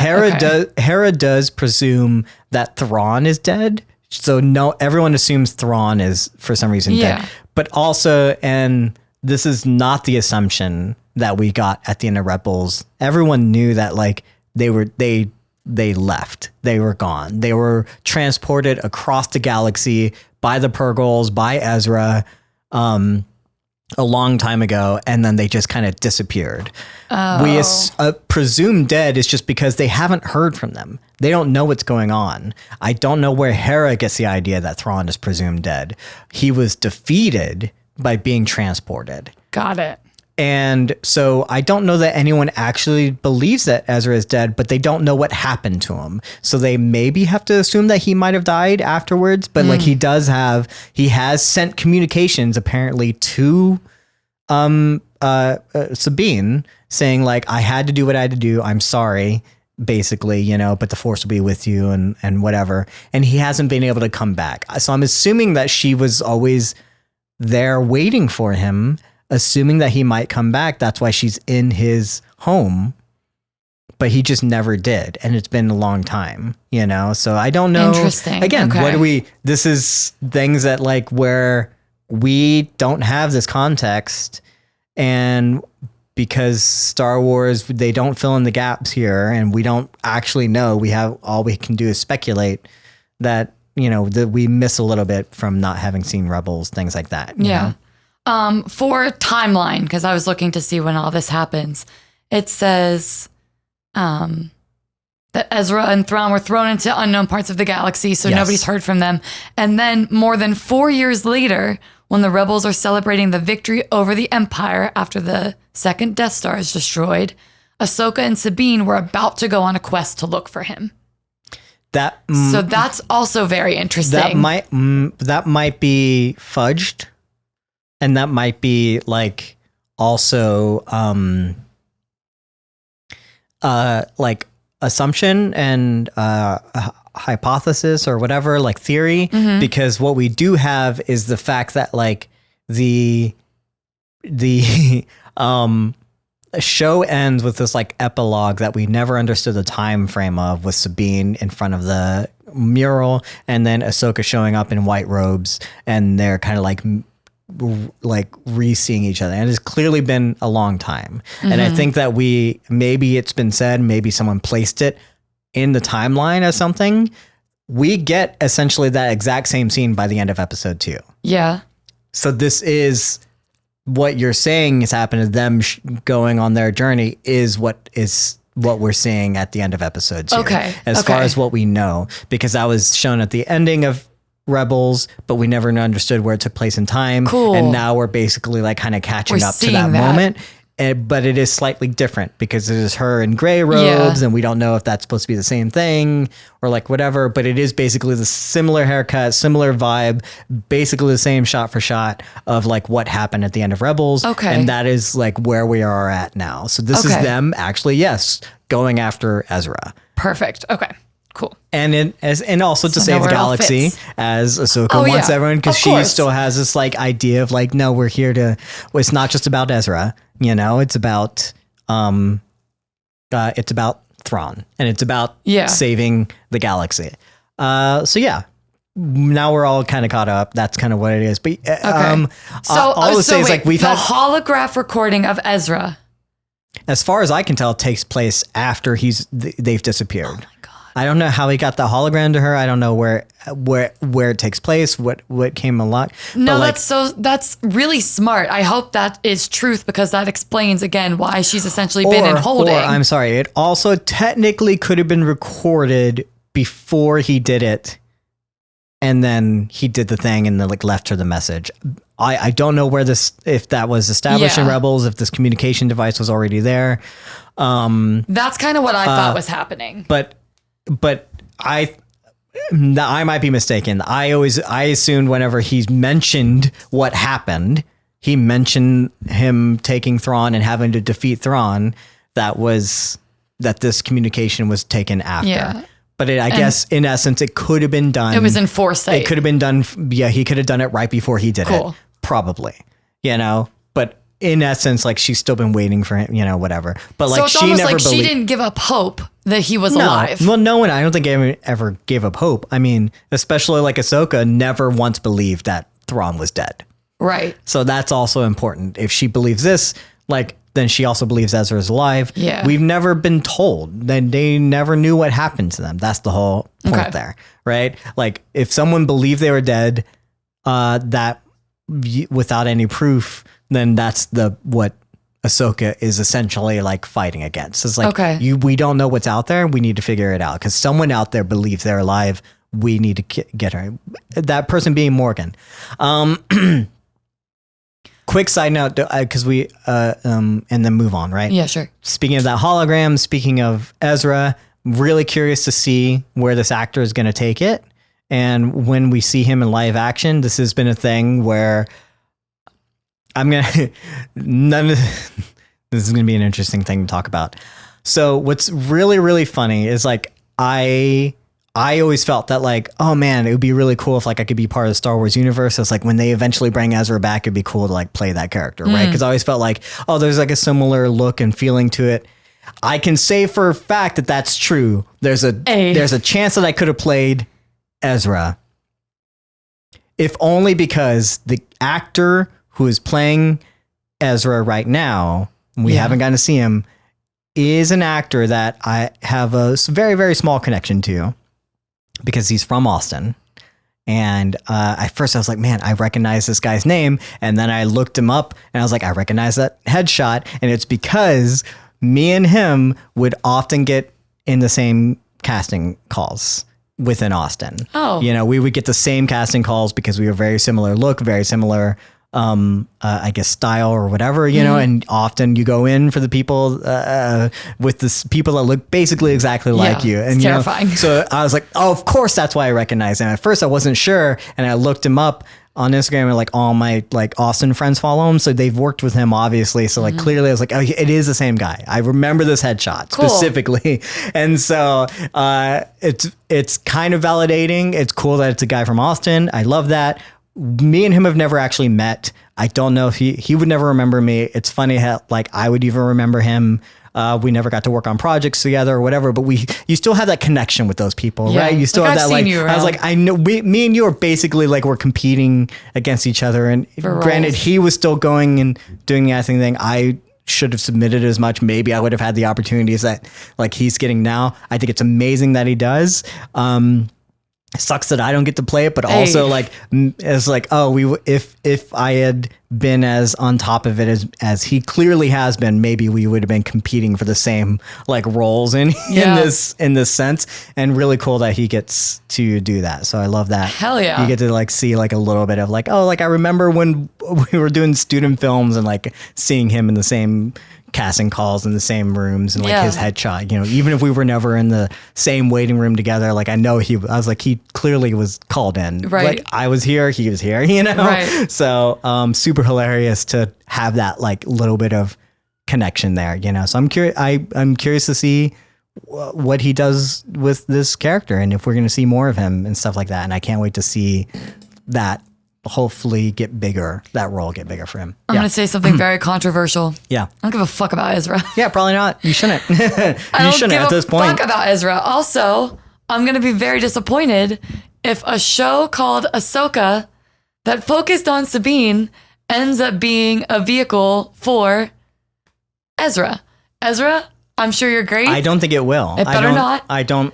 but I don't think I don't it want him to come in and like pull focus, essentially. Like, I'm fine. It's almost like we usually make women the esoteric goal for men to chase after. For a little bit, I'm good with Ezra being a concept and a motivator. The reason Ezra matters in terms of the like timeline of Star Wars or whatever is like we grew up with A New Hope and Empire Strikes Back, Return of the Jedi, thinking that like Luke Skywalker was the last Jedi or the first Jedi of many to come, right? Like all the Jedi were dead or whatever. Now we're learning more and more that they were scattered.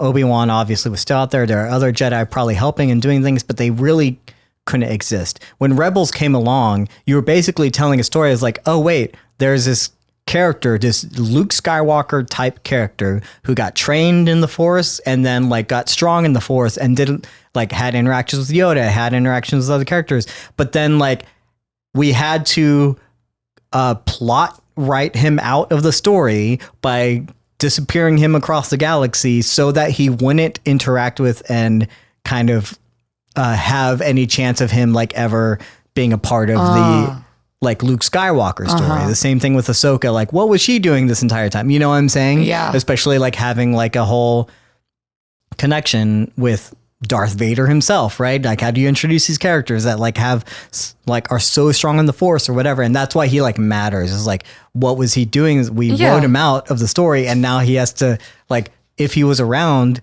is he as strong as or like as whatever? And it's not about strength, I guess, but like it's always like the question of like who's the real main character of Star Wars? You know, it's like we're finding out more and more about these characters that have like deeper connections with like the themes and the storylines and stuff like that. And Ezra was a big part of that. You know, he was learning a lot about the Force. A lot of the things that we know about the Force, including the Purgils and like the world between worlds and all these different things that it's lore, it's whatever, right? Like came from our understanding of him and his training of the Force and his stuff, right? That's why he matters so much. How do you know all of this? Because I watched the videos. Yeah, but you don't watch the show. Also, if you're curious about how I know anything, it's because again, when I will watch things that fill me in on stuff. The same thing I do with Marvel and the comics. Like I'll watch Nerdist videos or whatever, but also the biggest person that I watch online, and guys should look them up as well. I don't remember their names, but Star Wars Explained on YouTube is very basic, a very basic title, but like this guy has been doing the Lord's work of filling me in on stuff of Star Wars and everything for years, even whenever I've not been able to follow Rebels, things like that. So it's all out there. Oh my God, I'm an idiot. What was I saying? Oh yeah. The little bit that we talk about Ezra. Yeah. So we know that she calls it Ezra's lightsaber, and then they're like, well, no, you've made modifications to it. Now it's yours. Yes. Like it belongs to you now. But also that little conversation she has with David Tennant's droid, where she's like, you know, I wasn't, my capabilities, my abilities, everything about me, like they were never on par with what Ezra was doing. So we already know just by these like little tiny interactions that Ezra was on like a different level of training. And I don't mind that because I understand like that's what Jedis do, but I've already been a part of that story of like the male Jedi training to like be a savior of sorts. And I don't want that again. It's like, I don't think Dave Filoni is going to get it. Like, I think he's smart enough to know that like we've told this story multiple times before, and that's why we have these female characters, and it's a different dynamic and stuff. Unfortunately, Ezra just does kind of matter in terms of the timeline because he is, again, like another kind of like that figure that like you can't just ignore. You know what I'm saying? Like, you can't just like, you know, I don't think we're going to get him necessarily in the story. And then if we ever do get him, it'll be curious to see if like he gets his own story or if they reveal that like maybe he is dead or maybe something happened or whatever. And we fill that in later or, you know, but it's like when this basically huge character, you know, just kind of like disappears for years, you know, basically during the main events of the original Star Wars.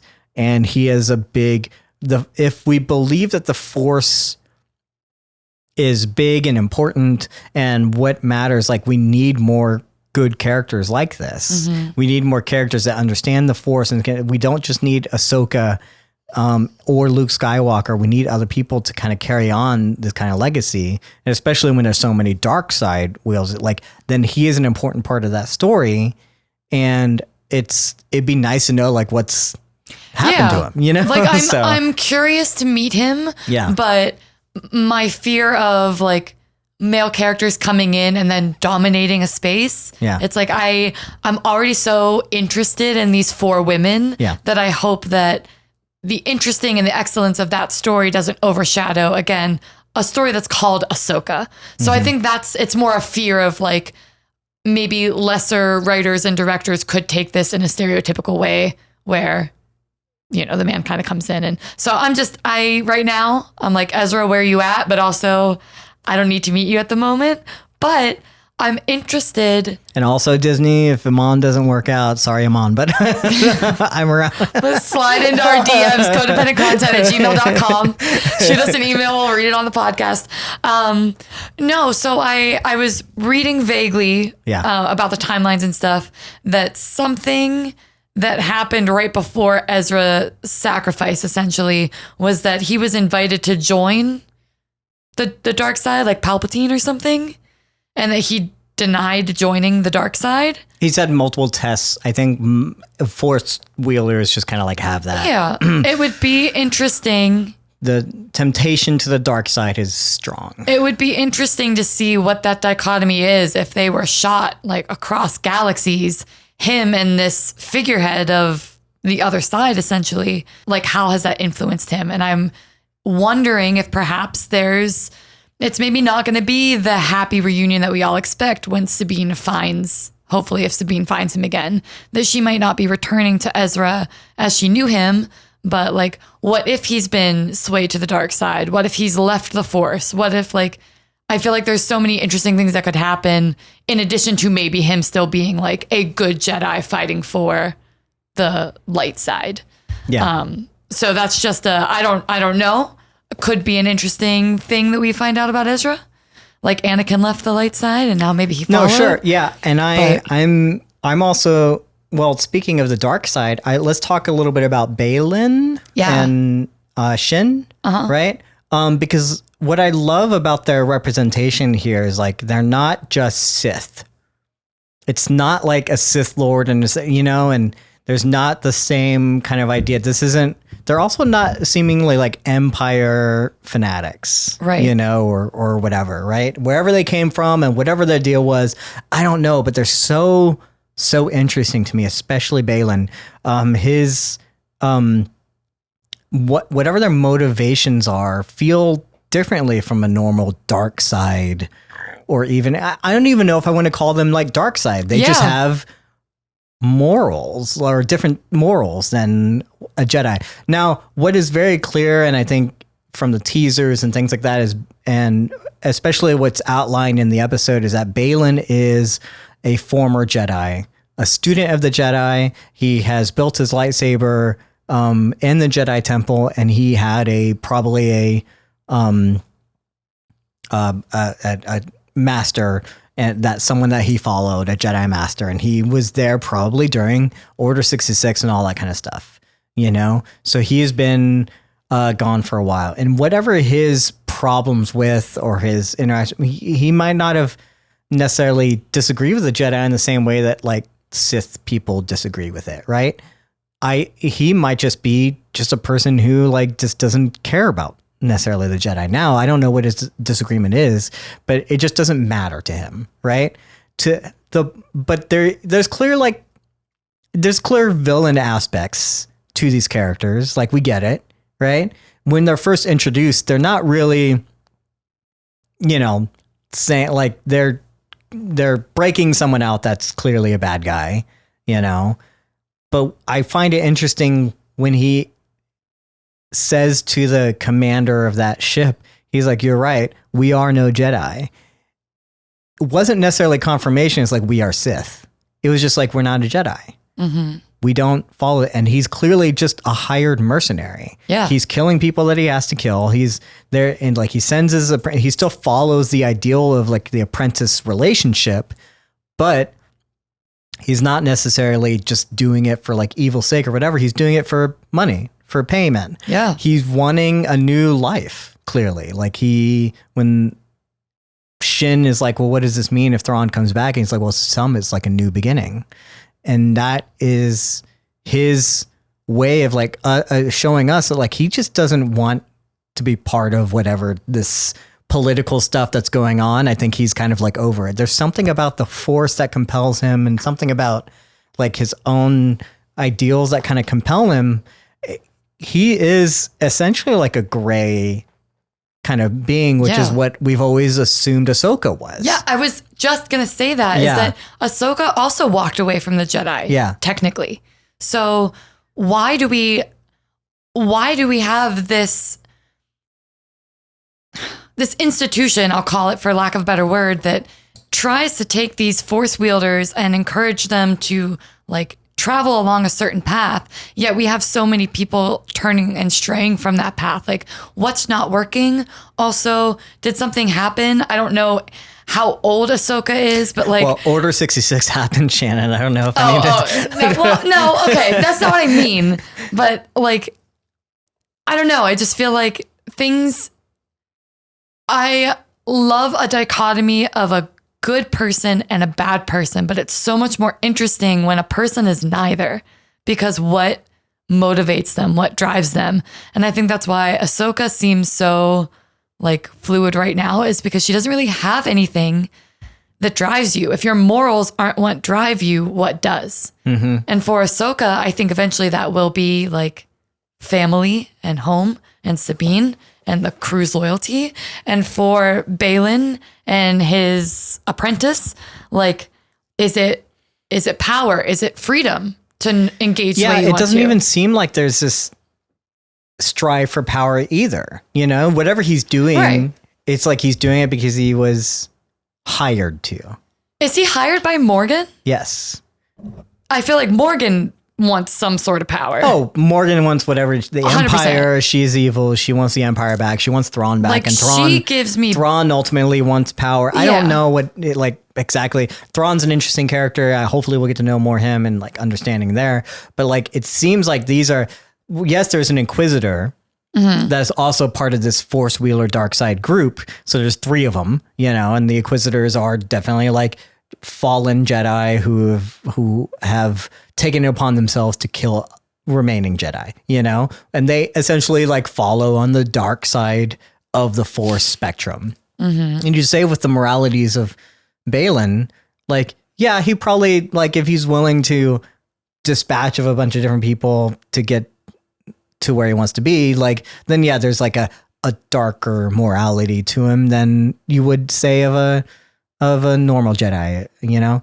But I also don't see him as, well, I love it because I don't see him as like necessarily, it feels like he wants something more than just power or whatever. He's not trying to seek ultimate power like Palpatine. He's not trying to seek, I don't know. I mean, maybe we'll learn more about that and it'll come to pass, but there is this idea of like, no, it's just about a getting out of this oppressive idea of good and evil. Yeah. You know? Yeah. This kind of identity where we like put things on certain people and who they have to be or whatever, if you're a Force user or whatever. It's really interesting. And I'm curious like where Shin comes into all this. Like, what is he teaching her? Like, what is her ultimate thing? Because it's clearly not a Jedi thing, and it's clearly not a Sith. And how did thing. they meet? Yeah. And is she a witch? Witch or not, I don't necessarily know if that's either here or there. Like, the Dathomir witches, you mean? I don't think she is, because I feel like if she were, she would be more under Morgan, and then also like she would know a lot more of what's going on and understanding it than just being kind of told what to do, things like that. But I don't think it's really here or there, but like she doesn't. If she's following Balin, I'm just curious, like what her motivations are, of like why and, she like how what did they she meet? wants. Yeah. Sure. How did they meet? But like and how she decides to follow him. Like exactly. Like how did that partnership happen if we don't know any of her motivations either? I think it's funny when it's like, I can't remember. I think it's Hae-young says like, we think like one of them clearly like had like used to follow the Jedi Order. You know, it's like, oh, which one do you think it is? Probably the one that was born during the Jedi Order, not the one that was like clearly like too young. I don't know, like an alien race, or she could be an alien race or just a human or whatever. But I was like, she doesn't feel like she's old enough to even have been a Padawan in the Jedi Order. But I guess she could have been. She could have been a baby, you know, if she's around 30. Like it's been like, you know, I guess she could have been. She looks younger than Luke Skywalker, I should say, and Luke Skywalker was born at the end of the, you know what I'm saying? So in that sense, like I don't think she falls under the same age range, you know? So I don't think she was a youngling, you know, or even a baby, you know, whenever the Jedi Order was around. So clearly it's the older one that was in my head. Clearly it's the older one that was like, which one do you think it was, Huang? That was part of the Jedi Order, not her. But I think that's hilarious and funny. But that is curious, like where did he find her? And then like, where does that fall under? And like, are they related? Are they like, what is going on here? You know, so that's, I hope they flesh that out, and I hope it doesn't end up being just like, oh, they're just evil. They want evil things, and they're evil for sake. The way they even interact with each other doesn't feel like this oppressive relationship, you know, where he actually is teaching her in a way, you know, he doesn't, I guess, ascribe to this Sith dark force wielder ideal of how to like train a Padawan, you know, because the Sith would be trained knowing that like eventually you're going to kill your master, you know, in order for you to ascend to become the master. And it doesn't feel like that relationship's there, you know, it doesn't feel like there's that kind of ideal being instilled into either one of them. But I also don't understand what her loyalty is. And I can't wait to see that more fleshed out. Yeah. That's why I wonder, when I don't have answers, I'm like, what's the craziest shit I could think of? And then I'm like, maybe that's it. But this is probably not something that could happen. But I'm wondering if it was intentional that Huyang was like, one of these belongs to someone that trained. Like, what if she somehow does have the more Jedi experience? And what if their relationship isn't, she is obviously training under him. He is the person that delivers the orders from Morgan. It's like a little pipeline, Morgan, Balin, Shin. And that's fine. She just kind of dutifully like does what she's told to do. But that's why I was also questioning of like, I wonder if she's a witch. Like or am I missing something? How did Balin throw his hat in with Morgan too? Like, how do you meet people and decide that yours are the ideals that more align closely with me? I'm not following the good side. Thrawn is a baddie. We know he's a baddie. The Dathomir witches also don't have a good reputation. So even if you are morally gray, like what made him hitch his horse and his apprentice's horse to someone like a Dathomir witch? Well, he wants, if that's what he wants, if his ultimate goal is like this new beginning, this freedom, this idea of like, how do you get away from this galaxy, or how do you like branch out into something new or whatever? Right now, that's what they're delivering to him, is this idea. Okay. You know? So that isn't necessarily like far-fetched to me. No. I don't think it is either. I'm just curious. Like I think there's a lot that you could play with, some of them more fantastical than others, but I think Shin seems really, really cool. And I want to know more about her. I also don't know anything about Morgan. Do you know more about her? Because right now I'm just like, she seems like she's in control of things in a certain sect. She's like this general for Thrawn, that she's clearly has a connection with Thrawn and was like a good right hand man to him or whatever during the wars and stuff like that. So like that's it. That's all we know. Okay. She's there. She evil. She likes the Empire, and she is trying to bring Thrawn back. Okay. So that's it. Okay. So that's all we know about her. I'm sure you already know this, but the Dathomir witches have been very interesting to me since learning about them for the first time a year ago and didn't know anything before playing a D&D campaign where I was like, I want to be a Dathomir witch. But this is the first time that we're exploring more of the Dathomir witches, like in a story like this, right? Are they in Rebels or Clone Wars or anything? Yeah, I think they play parts in both Clone Wars and Rebels. Okay. And I think there's like even some connection with Obi-Wan and Dathomir Witch. Dathomir Witch. I don't know. And then it's been explored in Jedi Survivor, the video game or whatever. And so it's not unexplored. I don't know anything about it. I mean, like I know, like Darth Maul was also like, I guess, raised by or like close to a Dathomir Witch. Like, so it's been explored a lot. Okay. I think. I think there's still a mystery about them.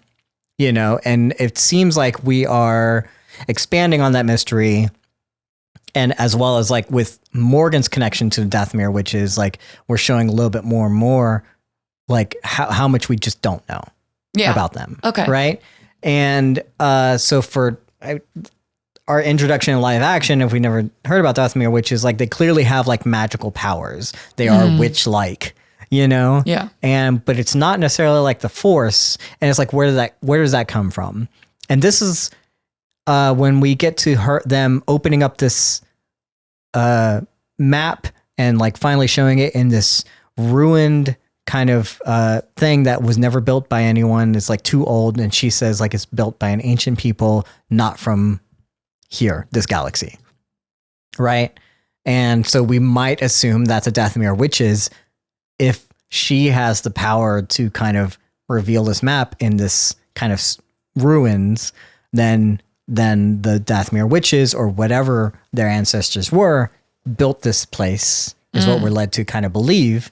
And so she has a connection, and the Dathomir witches have a connection to this race from another galaxy, which means that the Force, whatever they're doing, like it's just, it's different. It's just because they're coming from a different, magic force powers, whatever, like who knows, whatever. Right.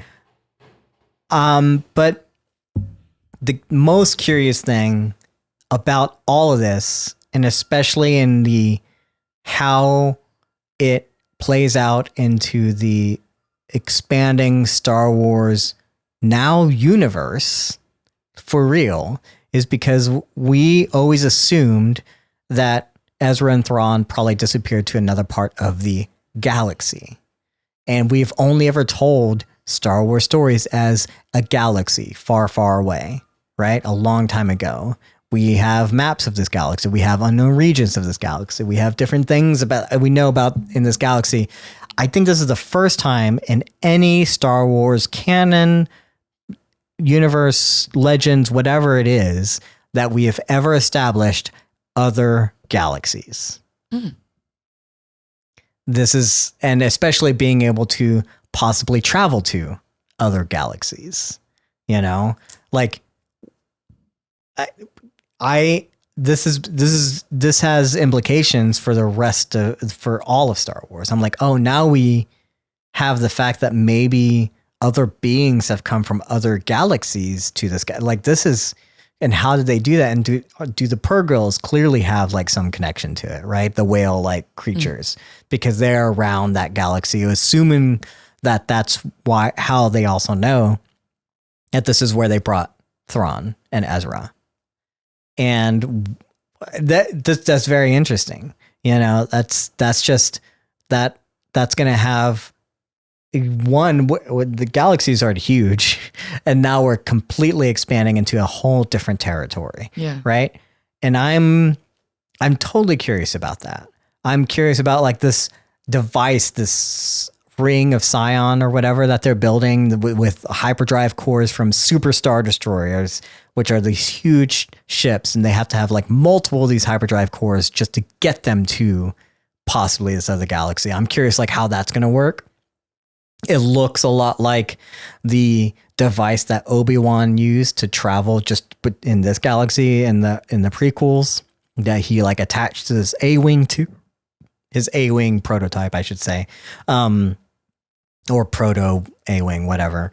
A ship that didn't have hyperdrive capabilities, he attached it to this ring, and then he had hyperdrive capabilities. Looks a lot like this, you know. And so I'm like, oh, that's so cool. We haven't seen something like this before, but clearly it's gonna like we haven't had galaxy hyperdrive. We haven't had galaxy jumping hyperdrives before. And we haven't talked about them since. And like we also don't talk about them in the sequels. So like what is this going to mean? Like what is this going to do? And like obviously if this one thing gets destroyed. And what's really interesting is like again the Empire was interested apparently in all these things. They were interested in like kind of expanding their technology and building these like things that are huge and in some ways destructive, but in some ways like really like pushing the different technologies as we know that. Like they were pushing cloning, they were pushing things. They were interested in certain things that like we apparently are not interested in as rebels or whatever because of our resources are hard. We have to help our own society out, I guess. You know, we're pushed too thin, you know, so say some bad things as you will about the Empire and how they got there through slave labor and stuff and whatever, but they were the only ones interested in like going bigger, doing more, whatever in terms of technology and pushing that. It's interesting things to think about, right? Yeah. I hope that this galaxy jumping thing, which assuming that it ends up working and that they get there and however it works, I hope it's not instant. I'm also wondering if we get to the point where like, well, they do this. How long does it take to jump from one galaxy to another? You know, is this months? Is this years? And what does that have? Or whenever you jump there, where does time dilation finally become a physics that we're going to talk about? Like coming there and back, like how much time does pass between now and them going through there? And like, is that going to have any like implications? Does it involve like 30 years into the sequels, you know, like whatever, right? I don't know if they're going to do that or if they're just going to be like, oh, it's just fast travel, which we've done with hyperdrive all the time. But like, we do know that like space travel takes time. Yeah. Even in Star Wars, it should take a few hours to get from one part of the galaxy to another. But how long is it going to take to get from one galaxy to another? That I hope they don't just hand wave it. And I hope I hope it has implications, one, for these characters if they're going to travel that far. And like, in essence, like, how old is Ezra? Like, where are these characters actually, you know, in time? Right. When we find them, you know, are they still the same age? Are they not, like, by the time we reach them, like, is there a time dilation? Yeah, like, has it been 4 years, or has Ezra been like, they've been shot across the galaxy and they land and now it is like that time. So for Ezra, it's been like 4 blinks minutes of or an something. eye Yeah. almost. But to us who have been stagnant here, it's like, yeah, you started that journey 4 years ago. Yeah, I don't know what the physics are of that. Yeah. You know, like I don't know if it should be vice versa or not. You know, but like I love those kinds of stories. And now we're diving into some super sci-fi stuff with this thing. Like, yeah, it's a If we do it. huge ring. Like it's gonna be how are they gonna represent it? Like, what does it matter to the story? You know, Right. But to me, this is super interesting stuff. And I think like now that we no longer are in a galaxy far, far away. We're in a universe far, far. We're in what is this? You know, I will note that their galaxy, the Star Wars galaxy, is very much a Milky Way galaxy, spiral galaxy like ours. Mm-hmm. The galaxy that they show is not like that. And Right. what does that mean? What kind of like worlds are in that galaxy? What kind of thing, and it's always funny. It's like, okay, does our galaxy actually exist somewhere? And you know what I'm saying? And we're not going to see it, but like now you wonder, right? Mhm. Like, where's our galaxy far in the future? Obviously, of course, because it's Right. we're talking about a galaxy far, far away, but like, you're changing the actual opening crawl, and that is not something to just be glossed over. So yeah. yeah. Super Well, I interesting. have to say the worst part of this whole 2-episode premiere is where Sabine takes her hair and in one swoop of her knife gives herself this cute fucking pixie cut with like layers and it's styled. I was like, you did not cut your hair in one go like that. This is false Just with news. your knife, this is your trope. Shannon, you are of the I know exactly you what you're are gonna say. of the opinion that if a girl has bangs, she's going through some things. Correct. Get in the comments, every woman ever. If your friend says, I'm going to cut bangs, do Would you you- or do you not know she's would you- going through it? Bangs, things. You get it. Oh, do you? What is? What do me. you do? Is she going through some Yes. things? Okay. That's why she cut her hair. Is this her? Or is this her phase? This is a bang phase, or is this? I don't think it's her bang phase, but you've heard, I'm sure, that like hair holds memories. Sure. So Sure. Mattias is like, I do not want to fucking engage with this. The Force is midi-chlorians and the Stop it. So to all my ladies out there, yes, my hair is pink. When you color your hair, change your hair, cut your hair, it's usually because not everyone, I'm sure some people just cut their hair because they're healthy and normal and go to therapy and are well regulated. But for a lot of us, we cut our hair because like you want a sense of control or you want to feel more like yourself. You're changing your outward appearance to match what's happening on the inside. And that can be a variety of good and strong or bad emotions. So for Sabine to chop all of her hair off and then to tell Ahsoka, like, this was more me. This is her coming into a different type of power and a different type of focus than what she was previously in. It's a little less, this might be an outdated gender norm, but I do really feel that, long hair on women is stereotypically feminine. I don't know if y'all grew up hearing like, my mom really did not want me to cut my hair because she was like, men really like long hair on women. And it's like, okay, cool. What if you don't care about that? Like, what if it's less performative for other people, more about what you want for yourself? So for her to go from, the long, colorful, flowing hair to just something shorter that probably requires less maintenance, it's not in her way as much. When she's fighting, it's going to be a very logical choice for her. I always hate in film when women tie their hair back, but they've still got all those face framing pieces. Any girl or guy or anyone that has face framing pieces, when you're trying to work out or you're trying to focus on something, they're the most annoying little pieces of hair to be stuck in your face. But every woman, every time she fights, has to have this like flowing hair in her face and like face framing pieces that fall around. I'm like, no, that shit would be tied back tight. That's why women in the military wear their hair in that like ridiculous tight bun. And it's because you don't want to think about hair in your fucking face when you're fighting for your life. So Sabine, thank you for cutting your hair and for keeping it purple because it's real cute.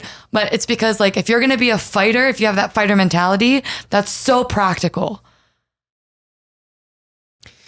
Yeah, I mean, there's definitely reasons. I think we're also like raging against like the trope. Like we called it out immediately as like Shannon's just gonna cut her hair with a knife. How do you feel about that? Like she's like, yeah, she's got to cut her hair. I was like, no, it's just gonna be one swipe, Shannon.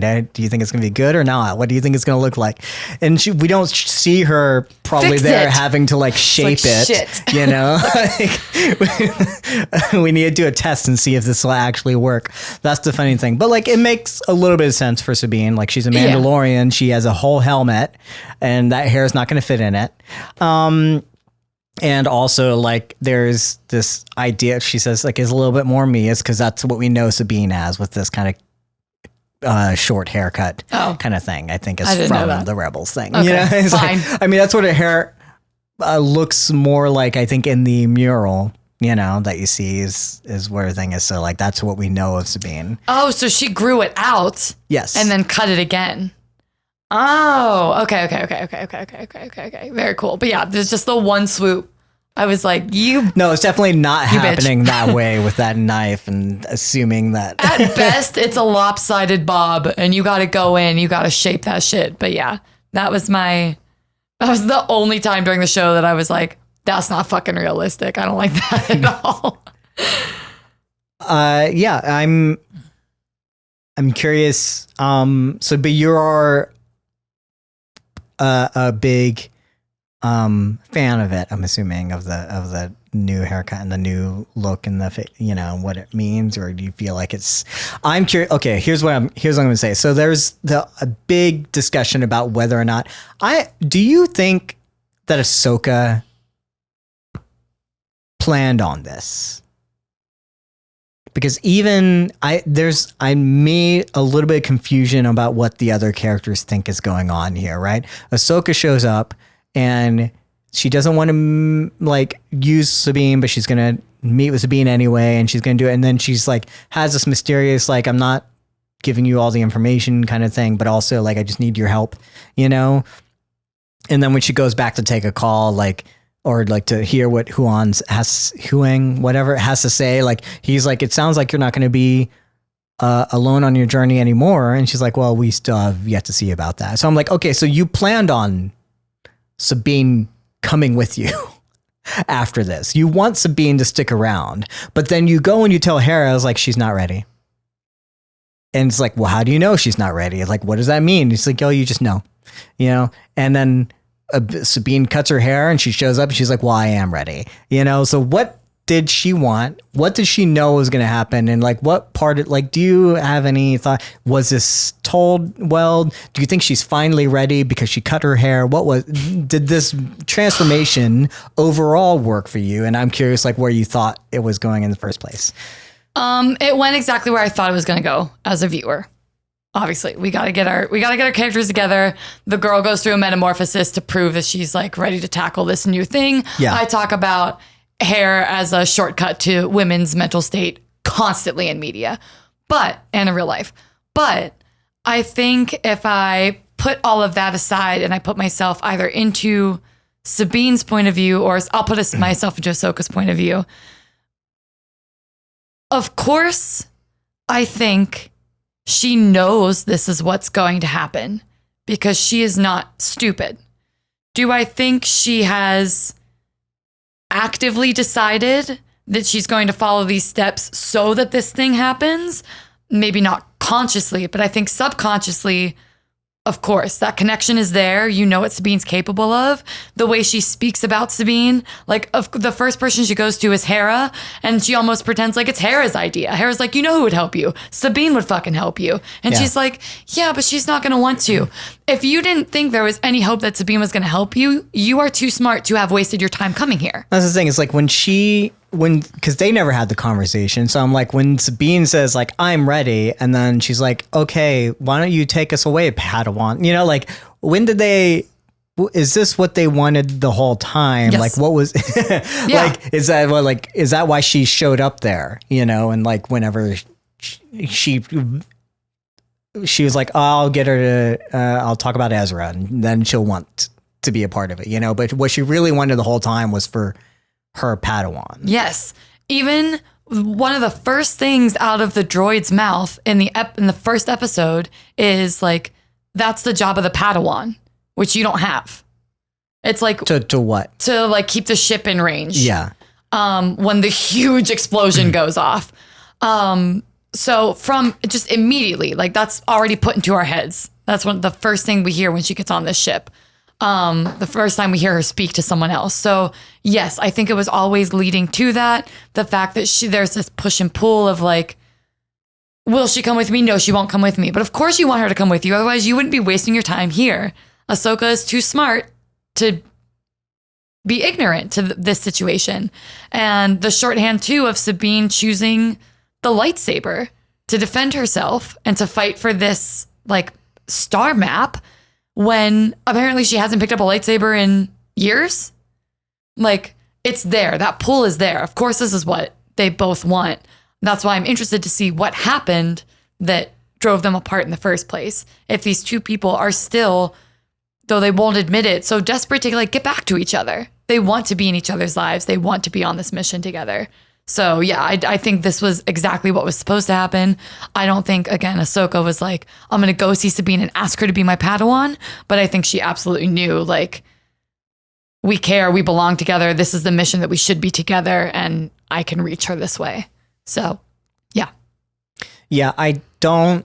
That's the part that was like weakest for me is like I don't feel like by the time we got to the Padawan moment that it felt earned. Padawan did not feel earned. Like it didn't feel like even the I'm ready part felt earned. I was like, Agree. I didn't realize until Ahsoka and Hera was having that conversation that was what Sabine was struggling with, of being ready, right? That she's been sitting here for years just like feeling like she's not ready, I think like I guess, yes, you can infer some of these things and stuff like that. I didn't know that's what we were leading to, I didn't feel like we were leading to that.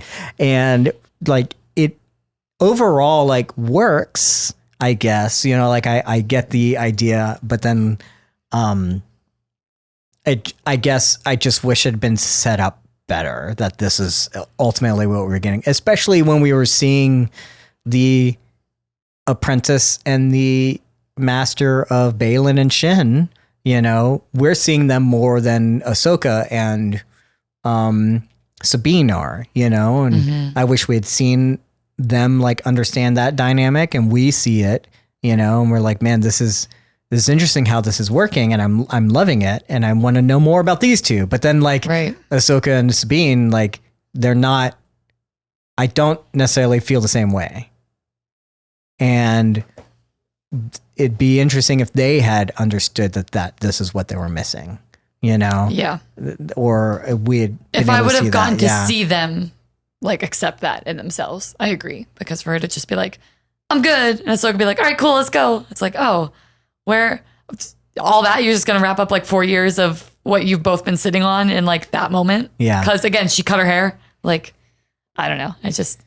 Yeah, and it feels I like the idea. And this is a little bit of time. As much as I love what Dave Filoni's doing, and he clearly has a nice idea of the mythology and the stories that he wants to tell in this operatic-esque way of like doing things, and he has a care for these characters and there's a care and a passion going into each individual element of the story.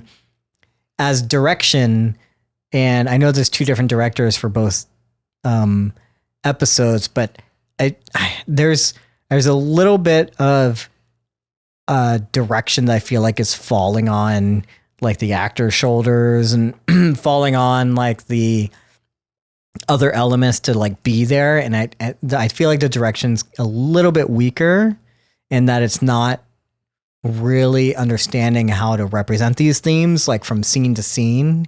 There's a lot of awkward scenes where like I'm like the actors are just being told, you can tell, to just be talking about something, and then the scene's going to be interrupted by a character coming into the scene, and I'm like, they don't even know what they're trying to say or what they want to be saying or what conversation they're having or what's kind of going on. And that to me is like a lack of like clear like direction, of understanding how to get from one scene to another and how to shape a scene, all together, and how to block it and understand like what's, it feels like, okay, we have to just start the scene now, but there's no sense of how did the scene, what was the moment before, and the actors are trying their best to imbue that, but it doesn't feel like it's working the actors are doing enough and the director is understanding it enough to like give us a cohesive thing.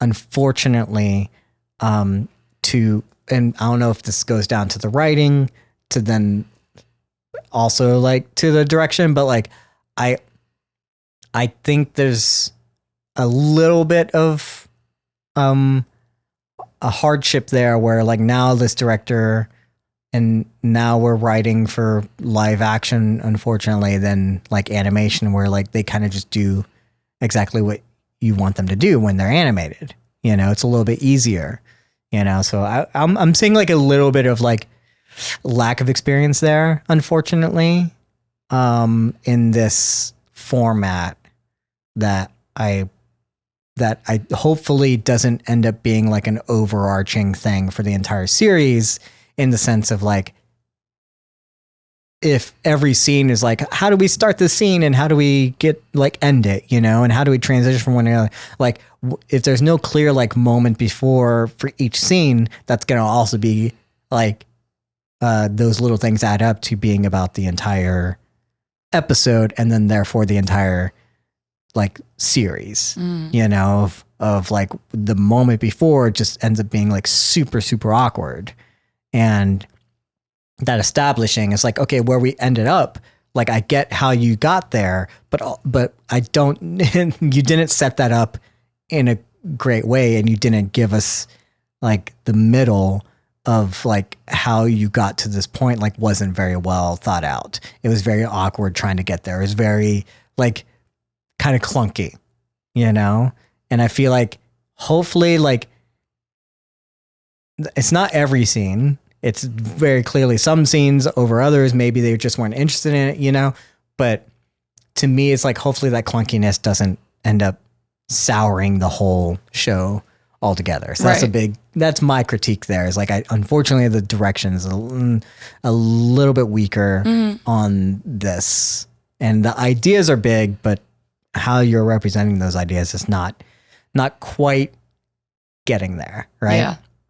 The care into the actual writing of it is not as much there. And as you know, as much as we like to harp on George Lucas's writing, and the actors did that quite a bit apparently, in terms of like, you can write it, George, but you can't say it.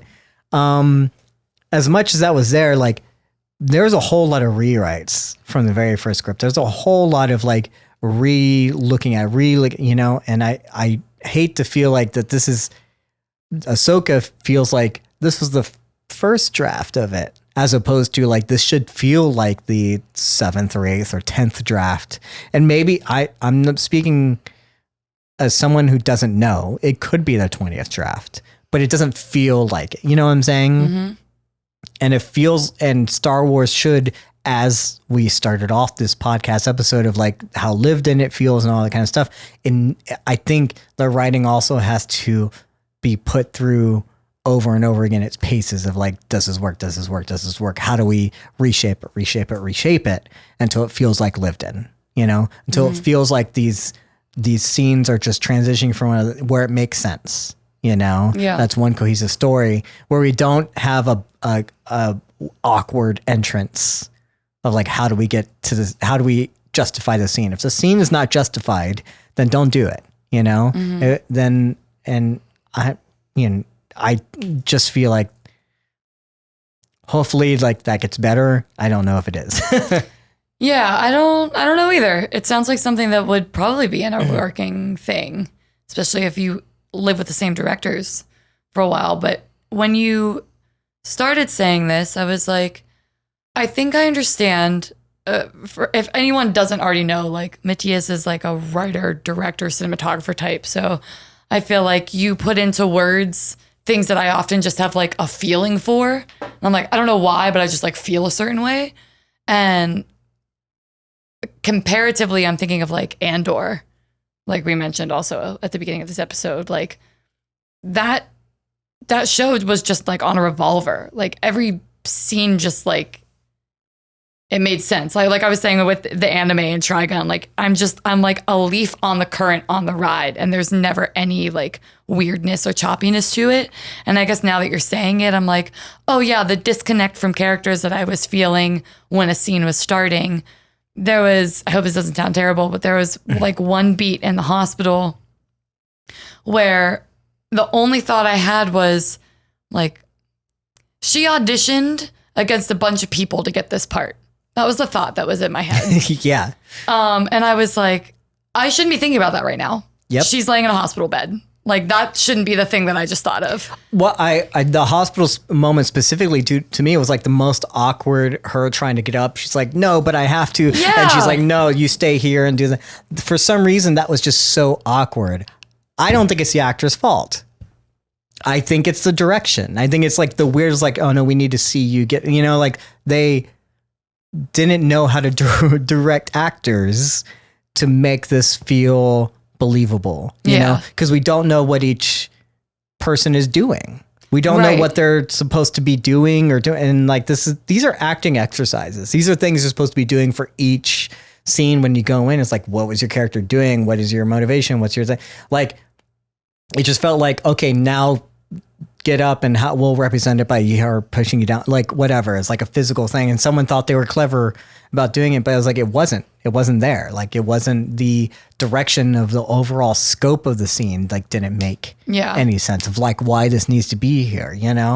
Again, a lot of times it's like clear that it's like to start a scene, they were like, okay, you two be talking about something.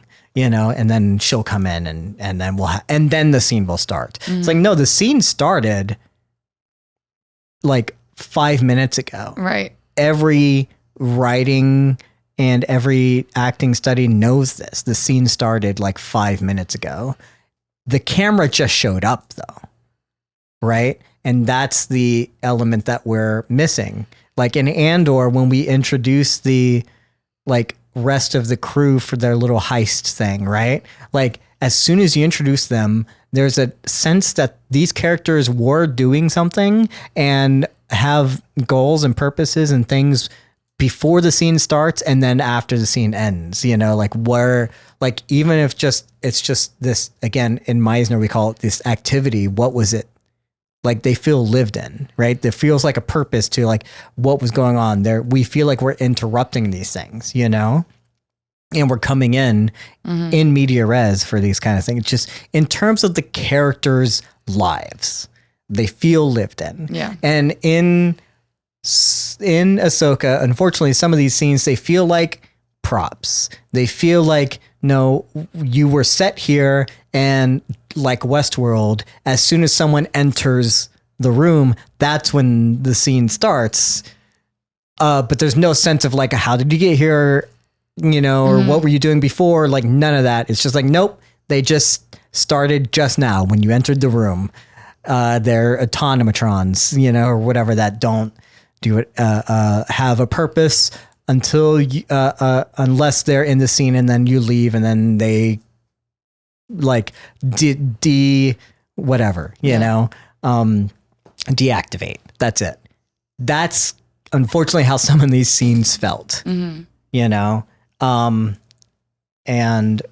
I, it's hard to make a show. It's hard. Yeah. It's really hard. They did a whole lot of things they're passionate about. There's a clear understanding of like a lot of cool things that are going into the show. But man, I don't want to see another scene with two actors where clearly it's like, oh, you're talking about something and then someone enters. I don't want that to happen again. Yeah. That's happening way too often. Well, even I was feeling a little critical of Rosario Dawson's fight choreography. And I still can't quite put my finger on it, so I'm going to say some words. And as I spend more time with her, I'll probably be able to tighten up on this. But I, just from tweets and being on the internet, have seen that Ahsoka's fighting style is insane. She's animated like the things she can do, as we talked about earlier with Trigun, are incredible because you can animate them. So the way that she fights is different than the way that a touchable human being is going to like carry weaponry and flip and stuff. But I'm not sure if I'm loving the way that specifically Ahsoka's fight scenes are shot, because it's very choppy. I don't actually get to live in the choreography because we keep cutting to close-ups of Rosario Dawson's face in a high block. Like, there's so many shots of that. Her X high block in a fight scene. I saw like 3 or 4 times just in one, and that's not interesting to me. And my actor brain is like, it's because she's the actor and you need to see the emotion on the actor's face while they're fighting. All fights tell a story. This needs to be telling a story. And I'm like, this doesn't feel like it's the fight like isn't telling a story to me. And I was reading an interview that she did where she talks about like all the incredible training that she's gone through, and that she would work 2 to 3 hours every single day just to be in shape, not even necessarily working on the fight choreography itself. So I know like these actors, these stunt coordinators, these fighters, they are all putting time and effort into this product. And I'm not understanding why it's not landing for me right now. I don't know if you have an opinion on that, or if I'm just being persnickety. But there are some we just finished Warrior on HBO, and I feel like there's some really, really strong storytelling in those fights that's not just fan fodder. It's not action for action's sake. It actively moves the plot along. And if in Ahsoka, for me, it's like they're just trying to show me that she's kind of a baddie. And then when Sabine fights, it's to show that she's like kind of out of practice. Like, it doesn't feel like a story beat. It feels like shorthand to show me like this is the starting place of these characters. And maybe that's why it's not necessarily getting me as excited as fight scenes usually do. I think lightsaber fights have been criticized and hard to represent ever since the prequels. They're never as good. They're just never as good. I think, unfortunately, as much as you criticize like the flourishes of the prequel era lightsabers, and for some reason we've been trying to like change that ever since. Like we were critical of it because they're like, what are they here's what I'm going to say about lightsaber fights. Bring it on. I was never critical about the prequel ones because my assumption is like, because they always say like, you're aiming at like, you're not aiming to hit each other. You're aiming where the lightsaber is going to be. I'm like, okay, great. They're force strong. They are, which includes slight premonition. That makes sense to me. Mm-hmm. They know where each other are going to strike. And that's why it's so hard to fight each other. And that's why there's so many flourishes. There's so many things. To me, it always kind of made sense like, where each other's going to be. So you meet their attack before they even, and you're trying to think ahead of that. Mm-hmm. You're trying to think ahead of that. And that's why it becomes the way it is. That's why it's so much like hitting, blocking, whatever, trying to find an opening. Mm-hmm. You're not constantly trying to hit. That to me is what always made sense. But for some reason, because the old Star Wars lightsaber fights were always like slow and methodical, and the lightsabers were originally supposed to be heavy. Mm-hmm. Like as George Lucas said, but then we represented in the prequels, they're not heavy. They're just like fast and whatever. And there could have been a reason for that. But then J.J. Abrams came around like, no, we have to do lightsabers in this way. And then like Rebels tried to do it, I guess, in their own way. And then when there's lack of lightsaber fights, like animation, like people talk about the Rebels and the maybe how good the fights were or whatever. I think it was more about the setup of the character emotions and how that was played out. The actual fights I never thought were that interesting. And I feel like it's just because we keep not understanding how to do lightsaber fights, and we keep going back. We went one way and then we swung the other way, and we don't know where to do it anymore. I do think that unfortunately, like, it doesn't, like, the first fight doesn't work as well. The second one with Ahsoka and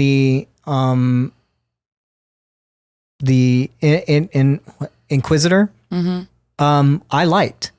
I thought that was a really cool fight scene. I thought there's some really cool elements to it. I thought it was I don't even remember it. a lot better than the first ones. I don't know if I felt as strongly about Sabine and Shin's fight, and I was like, oh man, this is supposed to be, we're not getting this, like these cool fights is because it's not supposed to be about the choreography in the fights.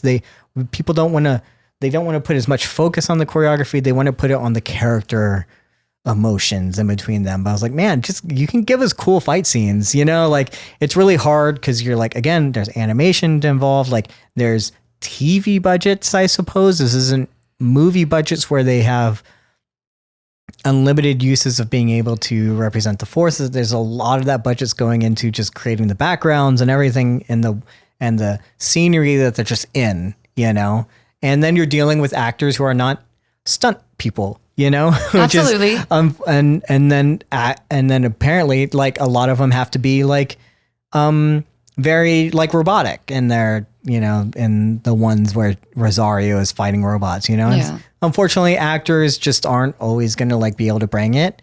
I think it's rare when we get an Ian McGregor and a Hayden Christensen. Rosario Dawson, as much as training as she's done, she's still how old at this point? Like a little older of a woman trying to do like a lot of these things, and unfortunately the older we get, the harder it is for us to move, so so I wish that the younger actresses were able to like do so, and the fight scene was kind of cool for them, but I don't really feel like I felt as cool about it, like the choreographers, because they're both actors. Did they train as much? I hope they did. I'm sure but they did. And I'm sure they did, but like there's a difference when you get Darth Maul, who was originally a stunt person and a black belt in whatever the heck he is a black belt in. Like he knows martial arts and he's fighting Liam Neeson and Ian McGregor. Both of them, I don't think were as nearly as trained as Darth Maul, but that's also why there's 2 against 1 there. Like he's supposed to be represented as like really good, and then there's also the emotional aspects of it, I think there's, again, the idea of it's direction, right? Do we have an action director that understands this? Do we have like stunt choreographers and people who are shooting these that like understand it? Like where are they shooting and the volume? Like what is that? How does that determine like what you can do with like the choreography, like how much time are they actually having to put into those things? It's not easy for Rosario Dawson to do choreography in the head things that she has, like in the prosthetics and stuff, and then like how do they have to shoot it so that like every shot now is a VFX shot, and so you have to shoot it very specifically, and so the choreography suffers because of it, because you don't have the time to do it and don't have the time to shoot it, and that's what the directors don't understand it. So movement is always motivated by emotion. Movement from walking to the bathroom, like you're motivated by a need or desire. So I love when people say that their choreography is motivated by showing you the emotional state of the 2 people engaged in the fight, because that's what a fight is. It's not just like throwing fists and throwing cool tricks because we want to see spectacular, but there still has to be an element of storytelling. And to a thing that you said in passing earlier with the flourishes and the fact that Force-sensitive people do have that slight bit of anticipation and that premonition. So if we were 2 Force users, I would have an idea of where you're coming because we're trained to a certain level of excellence. We're trained in roughly the same ways of the lightsabers. So any bit of, usually in sword fights, I'm like, why are you spinning around? Because as soon as you spin with your sword over your head, like, I'm gonna stab you. Realistically, that makes sense to me. But if you have 2 people that are always essentially 1 step ahead of you, but at the same time, of course it makes sense that like you're gonna just start throwing things and hopefully find your opening. And that makes it really exciting. But I'm not even saying that like visually it was boring. Like kinetically, it was not. I was not drawn in. And I read an article that was kind of, I think, way too harsh on Rosario Dawson, both in her stunt work and as an actor in episodes 1 and 2, which might speak to what you were saying about direction. Because Ahsoka, I think, is a very specific character. And when we have characters that often have a lid on their emotions and are just introduced to us as like powerful and composed, that's really easy to fall like flat and two-dimensional. And I feel like that was apparent in the fighting too. And also, mad respect to all actors who work their asses off to do like all of their own choreography. Get a stunt person. Like, what we cut to your face literally 4 times in one fight. I think that's why the Inquisitor fight for me works the best. That's the one that I felt like was like a lot of fun to watch, because not only are you throwing a little robot in there and stuff and that she has to deal with, but like clearly that's a stunt guy behind a mask. Yeah. You know, right. It's like he probably like you have someone that is really well versed and training and knows how to like and has and understands the martial arts aspect of it. Who's able to do a little bit more, you know, not bogged down also by, there's maybe a little bit of a suit aspect to it, but like not bogged down by having to be also like a robot too. yeah, absolutely. And again, this is not a shit on Rosario Dawson. Like, I don't think it's her. You can tell again with the pride that actors speak about when they say like, I trained for this. Like, I do stunts and I know what my training is as a stunt person. It's rigorous. It's fucking aggressive. We do crazy shit. So for actors who don't do that to their bodies and come in and like try to learn and make their bodies kinetically do what it needs to do to tell the story. And yes, I'm going to be 30. I feel it in my body. So I'm sure anyone older than me feels it in their body. Like, that cannot be diminished. I'm just saying, as someone that loves the body, loves kinetic energy, and loves storytelling through movement, I was underwhelmed by the fight sequences in these first 2 episodes. There's hope. I'm still on board. It didn't take away my enjoyment of either of the episodes. It's just something that I noticed because I'm excited about fights usually. Pew, pew. Yeah, no, absolutely. So, we'll keep grading them and judging them as they come and things like that. How long have we been talking, guys? 3 hours. No, it hasn't. 3 hours. Okay. In 15 minutes, it'll be 3 hours. Jesus. Well, we had 2 episodes to talk about, and and a lot of catching up to do in terms of things. I think it's been a great discussion. Do you have any more questions on anything that didn't get answered in terms of like lore lost stuff, things that we should like explain for other people who might not have been? Not yet. I don't think so. I think we touched on everything. And I think, Mattias, we found our show. I think it's a great show. I love Star Wars. I'm glad we get to talk about it. And I'm glad we're not getting as like, no forgiveness for like Star Trek, but like, you know, at the end of the day, it's like, if I'm not going to sit here and tell everyone the letter number combination of each ship. Like, it doesn't matter to me. And we're talking about human, like the emotions and stuff like that. Like, these are clear themes are being represented in the characters, and I love that we're getting a little bit of that. Whereas like the last Star Trek, when we were talking about, it's like you're doing a lot of telling and not enough showing, you know. So the show at least here is finding a way, even if it's clunky at times, to like show these character motivations and to like let us feel them, you know, and not just tell us what's going on, right? And actually have like some sort of themes and emotions, because Mandalorian like wasn't interested in any of that. They're just like, I don't know what Mandalorian was doing. So it's glad to have Star Wars feels like it's back. Yeah. In that sense, 100%. You know, it's like, cause we can extrapolate these things if you just give us the hero's journey kind of thing. So yes, absolutely. We're definitely having a lot of fun talking about this. I can't wait. We have 6 more weeks of this, I guess. There's only 8 episodes? There's not that much, apparently. I didn't exactly look it up, but like I think I read somewhere else that it's like, we have 6 more weeks. Oh my gosh. Shoot. So there's not a whole lot of episodes, which is unfortunate. So I hope they keep up this momentum. I hope it doesn't, also 2 episodes, lots to talk about. I hope it's not slow. I hope the next few episodes, when we only get single episodes, are not as slow. Me? We have 4 episodes left? Yeah, this is going to be an interesting show to talk about. I like being in the Star Wars lore. 6. We have 6 episodes left. Yes. There we go. So unless they drop one early or something. Man. So yeah. If you also have enjoyed our conversation and you're glad that we've found a show that we can love to talk about, then please let us know. Email us at codependentcontent@gmail.com. Comment on YouTube.